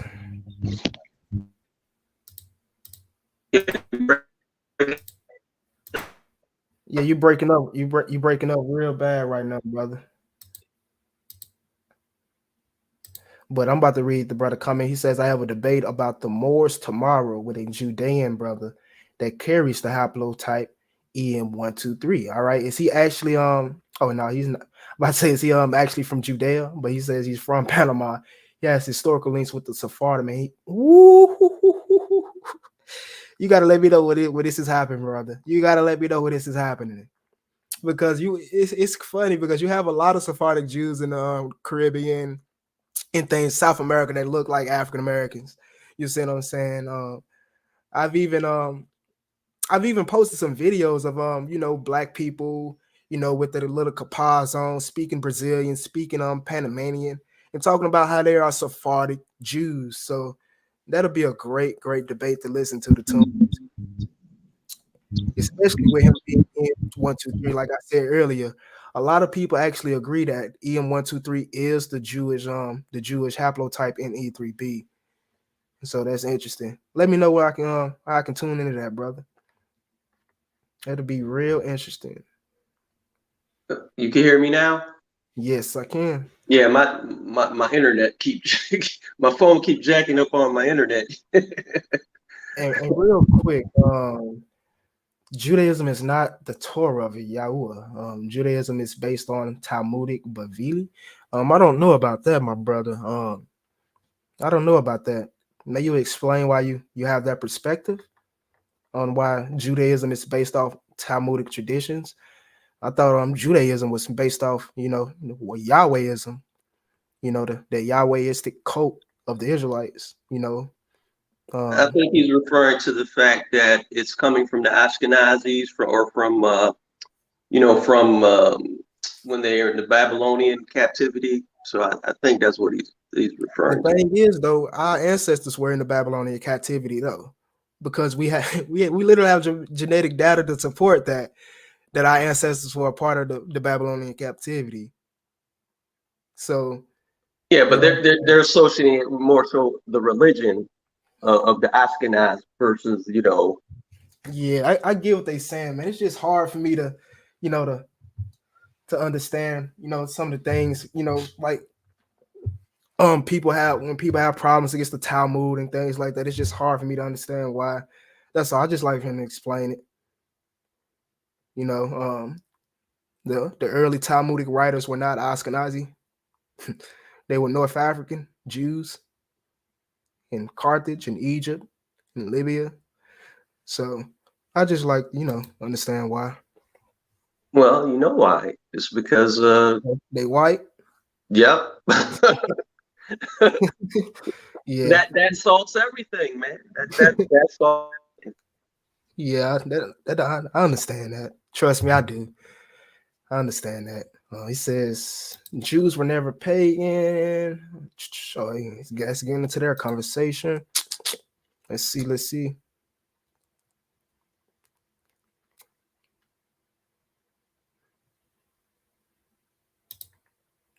Yes. And I believe some of the Moabites even have EM2. I thought I had a paper on that. But yes, Moabites do have, well, some of them do have sub-Saharan African markers, or quote unquote E1B1A, and that could be from their parental father, EP2, which is interesting.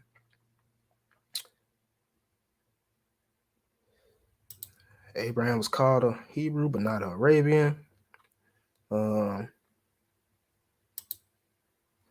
Okay. He states that the Babylonian Talmud is what Judaism is based on, not the Torah. Okay. Just got No, a question.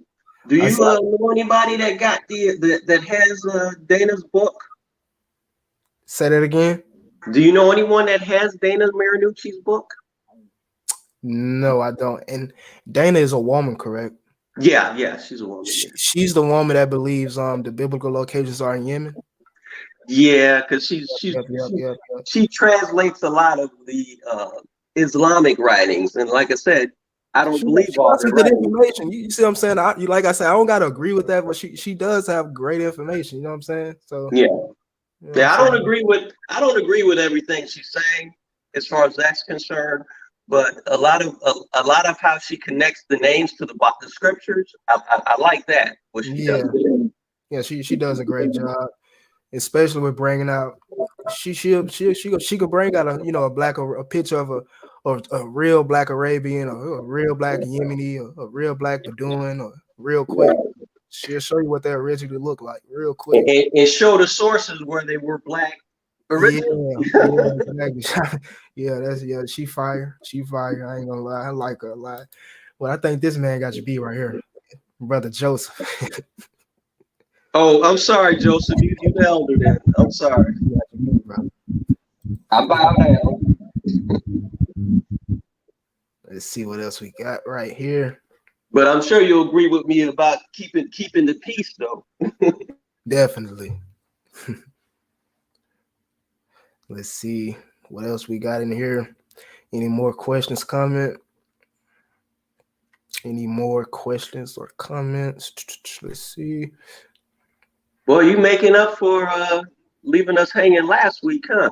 You done Right. 3 hours today. Yeah, I had something. I got off work. I was like, I don't know if I can do this, man. I'm too tired. So, but yeah, like I said, I'll probably come back tomorrow and do something if I find something or figure out something. All right, let's see. There were also black Khazars who were exiled tribe of Yehuda, which is in my DNA. I do know, or I do agree that they were exiled Khazars. I don't think that they were from the tribe of Judah, because I do have that source. And it doesn't mention, I think it mentions that they were from Manasseh or something. You had black Khazars and white Khazars.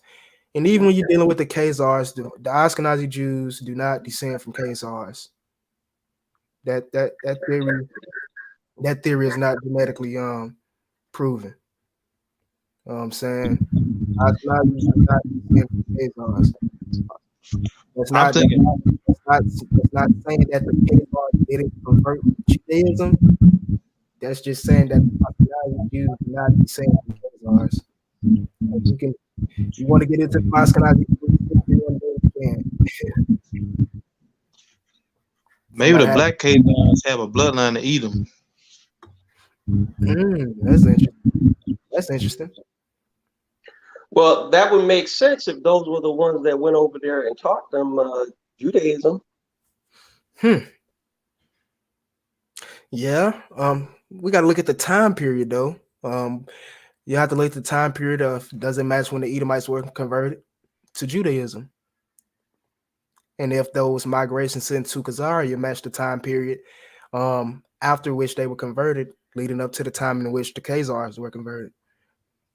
Well, what's interesting is that you have it when John Hyrcanus, actually, I found a source where it says that's when they were first called, the name Jew was actually when the applied to the Edomites. Yeah, I've heard that. I saw that too. That's probably the source I shared with you then, isn't it? I think I shared that with you. Yeah, I've saw that before somewhere. I don't remember where I saw it, but you probably did share it with me as well. But I am familiar with that claim or with that Mm-hmm. source. Yeah, I am familiar with that indeed. The brother ID Baby TV asks, what do you know about the Tiv and Plateau tribes in Nigeria? I don't know much. I know the Tiv people may be Israelites, may be. I don't know much about them. More research to tell, but I don't know much about these tribes, my brother. Nothing at all. And just to comment on this real quick, the brother says, save all that for the white man, bro. I'm for my African people. If you were for your African people, well, I'm not gonna call you out, bro. I'm just gonna say, majority of West Africans' native religion was not Islam. In fact, they were converted to Islam, and they became Muslims under forced conversion. So You see, that's a problem right there. That's religion. That was due to colonization. mhm, Well, we have mhm. to look at only two religions first force converted people. That's Christianity and Islam. So Let's see what else. The Most High, he did say we will serve other gods in our captivity. He did say that. Exactly, he told you. That's why I say everything you want to see, or you want to know why we going through things, or why certain things happen to the African American or Afro Brazilian or the African descendants. Period. You should take a look at the Bible. In my opinion. that's like if we look at Clarence Thomas, we think he's one of ours. I don't even know who that is. And bro, stop. Clarence Thomas, Hold on the real quick. Supreme Hold on Court. real quick, bro. Hold on real quick. Hold on real quick, bro. Bro, stop going on multiple YouTube accounts and asking me the same question in different ways, bro. Stop. But go ahead, bro. Yeah, I was saying, well, who do we think Clarence Thomas is one of us? He's the Supreme Court justice, one of the Supreme Court justices. I don't know who that is, bro. Clarence Thomas is an Edomite lover. I'm about to Google him. Right. I believe he is, because if you go based upon his actions, because that's how scriptures tell us we can tell who people are, is how they act, what they do versus what they say. Even the Most High said that all Israel want Israel. So that's where we get into problems, that we trying to, just because they look like us, we think they want ours, and they may not be. I can show you a picture of an Edomite, and you'll say he's an Israelite. Right? And it's carved in stone, look just like the Israelites from the Babylonian Lachish, but it's an Edomite. But to answer your question, I know who you are. Beautiful Tracks TV. Bantu people are mostly Northern Kingdom of Israel, right? Some of them descend from the Northern Kingdom, some descend from the Southern Kingdom, and some don't. That's my best way to answer it. You can go to my channel. I do have videos out on Bantu tribes, Bantu Israelite History Part 1, and Bantu Israelite History Part 2. You can also look at other videos regarding the 10 tribes. Like I said earlier, the Bantus do have Assyrian influences in their language. So that's possibly from them being amongst the Assyrians. And it's also speculated that the Bantu expansion happened at the same time as the first Israelite diaspora. So it's possible. Well, it's possible. Like I say, the Zulu, the Nguni, the Kikuyu, I know those tribes would be descendants of the northern tribe. just based off information I've already did. I say this because of Kabbalah, the Toshifar, Gemara, and because the rabbis hold the Talmud over the Torah. I did not say this because they are white. I am not racist. Are you good, bro? You good, bro? Ain't nobody. We ain't trying to get on you. But that's what a lot of people say. They don't deal with the Talmud because it's written by white people. But that's your opinion. I will say maybe I need to bring out the history, but I will say you need to look at the history of the Talmud. You can say maybe today you don't agree with the teachings. You can say that maybe today it was hijacked or it was things added into it. But like I say, the earliest Talmudic authors were African Jews, my brother. So I do get your frustrations with the Talmud because, like you said, rabbis do hold the Talmud over Torah. That's true, but does that mean it's a wicked? I guess you can say a wicked outlet or a wicked thing. So I just say reevaluate, um, reevaluate the Talmud and the history of it. See what you can find. Also check out Zion Lex because he goes into Kabbalah, he goes into Gemara, he goes into Talmudic writings and some of those disnomers people like to place about it.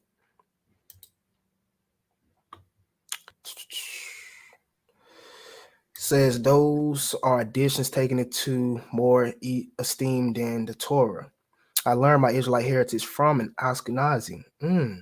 That's fast. That's beautiful. Okay. I like that. I like that. All right. So would Jamaican Israelites likely be Igbo, Yoruba, or Sephardic? So that's a good question. I'll rephrase it a little bit, or I answer it. I answer it a certain way. When it comes to the Caribbean or the South American tribes, I will say, or the South American descendants, I will say that you have more descendants of the Sephardic Jews amongst them. That's just where they went the most.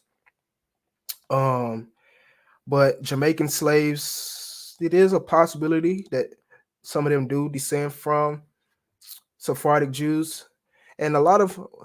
I'm gonna actually bring up a source on that since you brought it up. Let's not forget the Irish Jews, okay, that were I don't know if they are Jews, but no, those was Jews that was sent from Ireland to Jamaica. Those yeah, black ones was yeah, that Cromwell sent out. yeah, I'm gonna have to look into that because, like I say, I do know that there were black people sent from Ireland.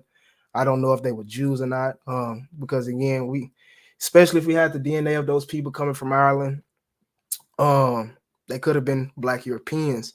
But like I say, I will look into that because I do know the history of black Jamaicans or black Irish being sent to Jamaica. But as far as the slaves sent to Jamaica, they would be mostly Igbo and Akan.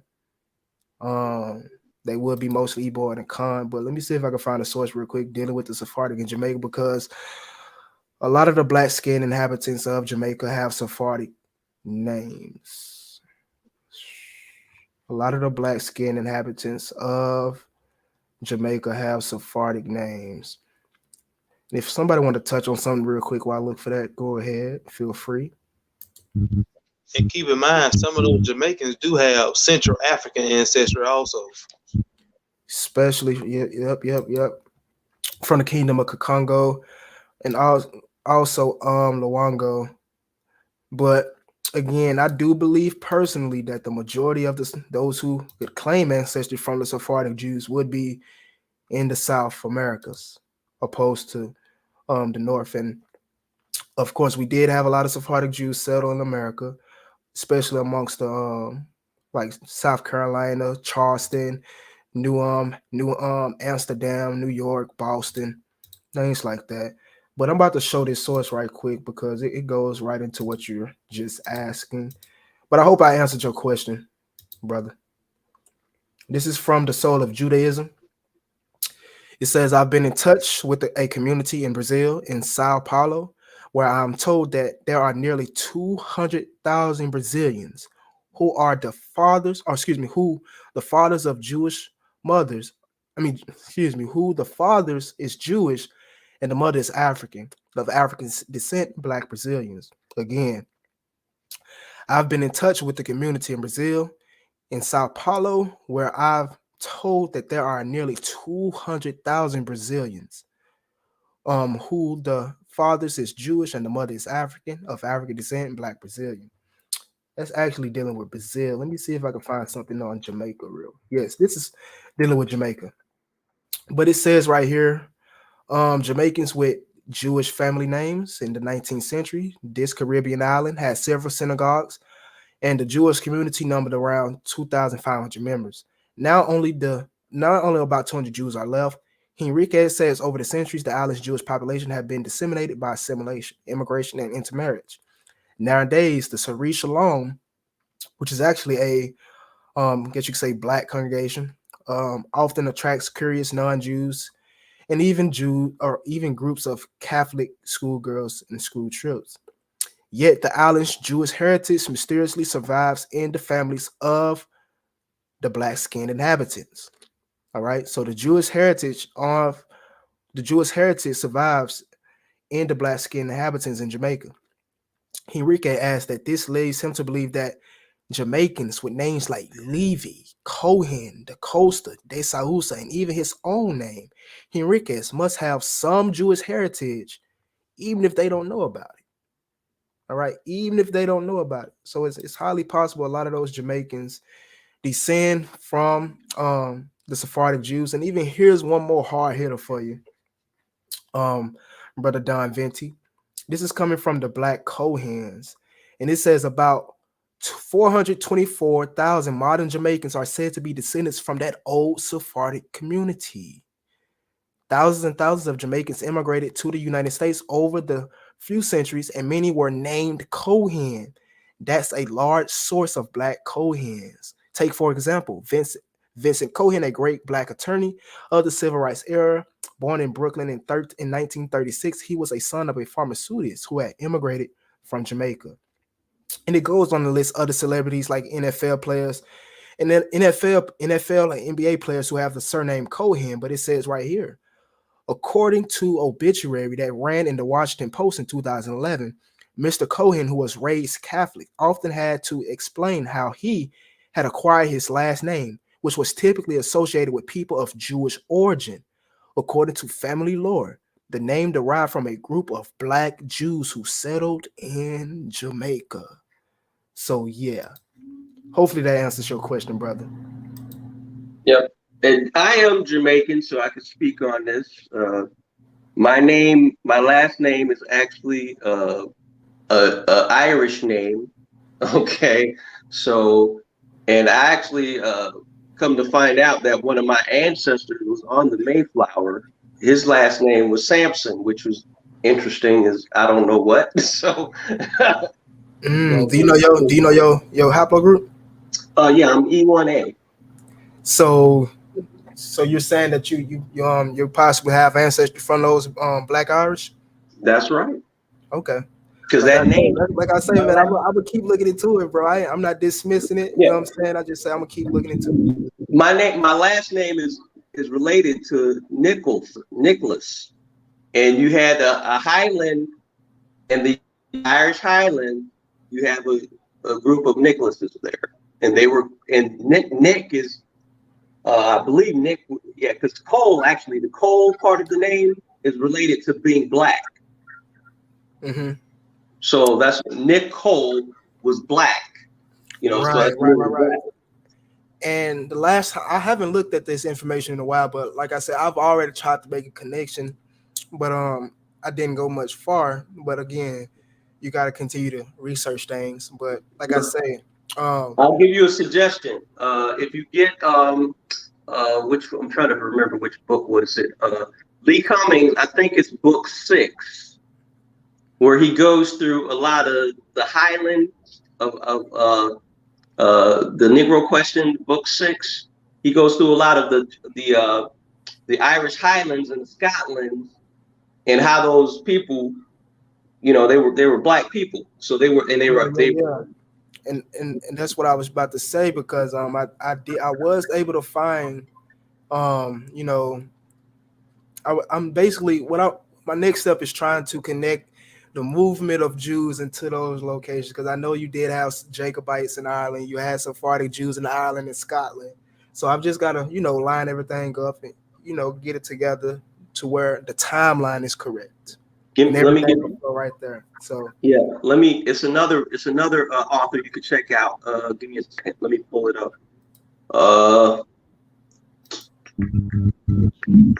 Speaking of that, Edomites are not white, bro. Well, some may be today, but Edom himself and his original descendants was not white, nor the white man.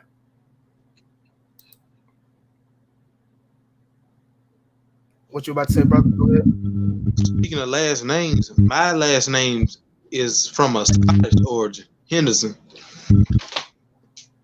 See what I'm saying? Yeah.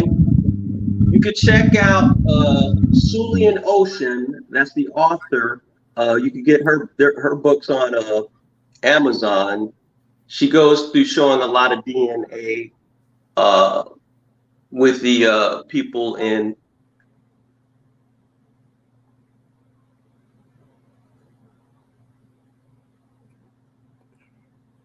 All right, brother. So your mic disconnected again, but I'm going to answer the brother G question. What do you all think of the coincidences of the awakening of so many Hebrews? Was it prophecy? I do believe it is. I believe it's the start of the fulfillment of multiple phases of prophecy. It was told that we will come back into the knowledge of knowing who we are. We will remember ourselves in the land of our captivity. We will call ourselves by the name of the Most High. One person will wake up and say, I am an Israelite, things like that. So I do believe this is prophecy, especially when you look at, well, let me say it like this because I just had a thought in my head. Ever since our ancestors have been enslaved in America, they always knew that they were a chosen people or Israelites or Jews. They always knew that. We see this through the traditions that they held in slavery. And also, once they got out of slavery, they started founding churches, calling themselves Jews and things like that. And they even started founding temples and things like that. So I do believe it's prophecy that has been happening, we um, since we have been here in America. I just believe the awakening is going to continue to, pick up steam because today it's more known than it was when my ancestors had the congregation in Harlem and things like that. But I do believe it's prophecy. Even Isaiah, the 34th chapter, verse 16, says that the prophecy should not fail. Say that one more time for him, brother. I said, even in Isaiah, the 34th chapter, verse 16, it also says that the prophecies shall not fail. That's facts. That's facts. That's facts. Let's see.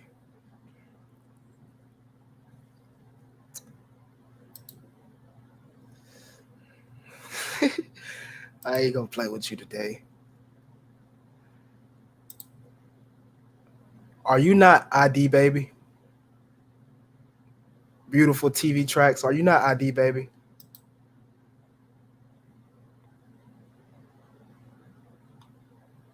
Let's see.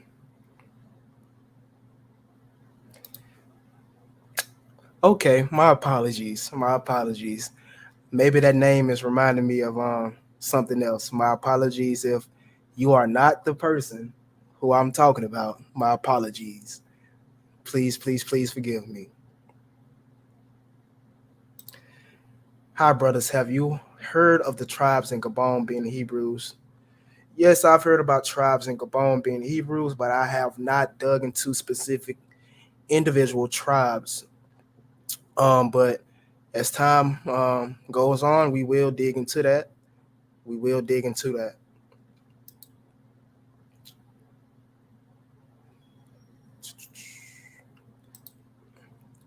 yeah, just reevaluate it. You ain't, you know what I'm saying? If you reevaluate it and still don't agree with it, you know what I'm saying? You're not going to hell for not reading the Talmud, you know what I'm saying? So I don't think agreeing or disagreeing with the Talmud is a salvation based issue, brother. So all praises.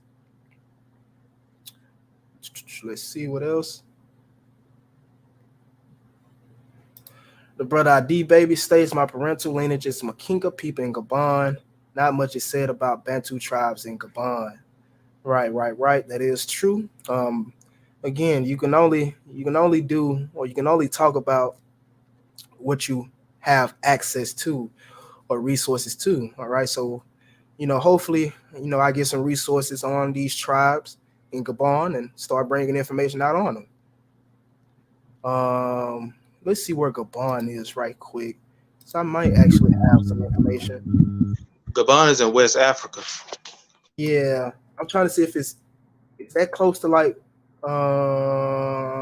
Central Africa, like Southeast Africa. I mean Southwest Africa. Yeah. So you did have Sephardic Jews settle here at some point. I brought that out a while ago. Did you mention the haplogroup EP252? That's Yoruba, right? Let's see.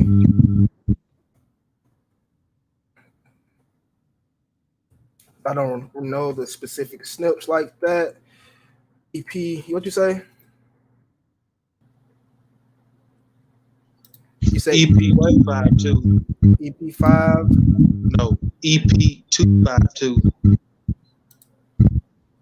EP5.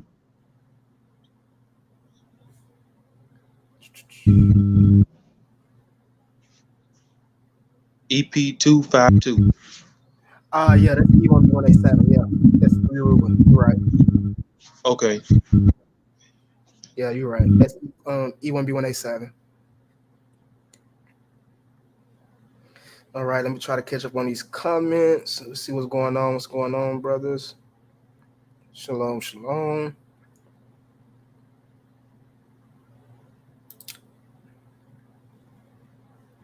Let's see.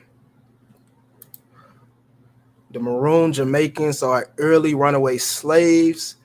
Those could be. Some believe that they are like Sephardic Jews because maroon sounds like Marano. It is possible if we look at the time period and the location, because again, you did have Jews that were slaves in early America that could have ran away. Especially when at the onstart of slavery, when they was just getting everything started, or just now bringing quote unquote Africans over to the Americas. So um, the Maroons are just African descendants. They are basically, or they are a lot of Akan slaves, but you also have a Maroon Jewish sect that I've brought info out on before. Let's see.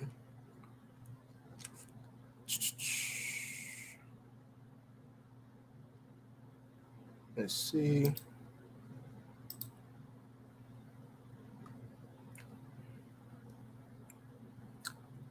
Okay. These guys are just all right.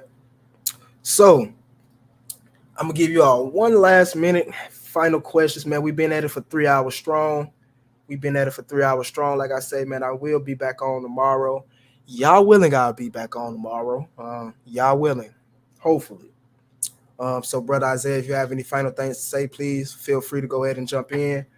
Brother Dorvell, if you have any final words, please feel free to jump in, say some final words. And again, any final questions or comments in the chat, please feel free to pose your final question or anything. So, like I said, I give you a few more minutes. Anybody want to say any final words? Please feel free.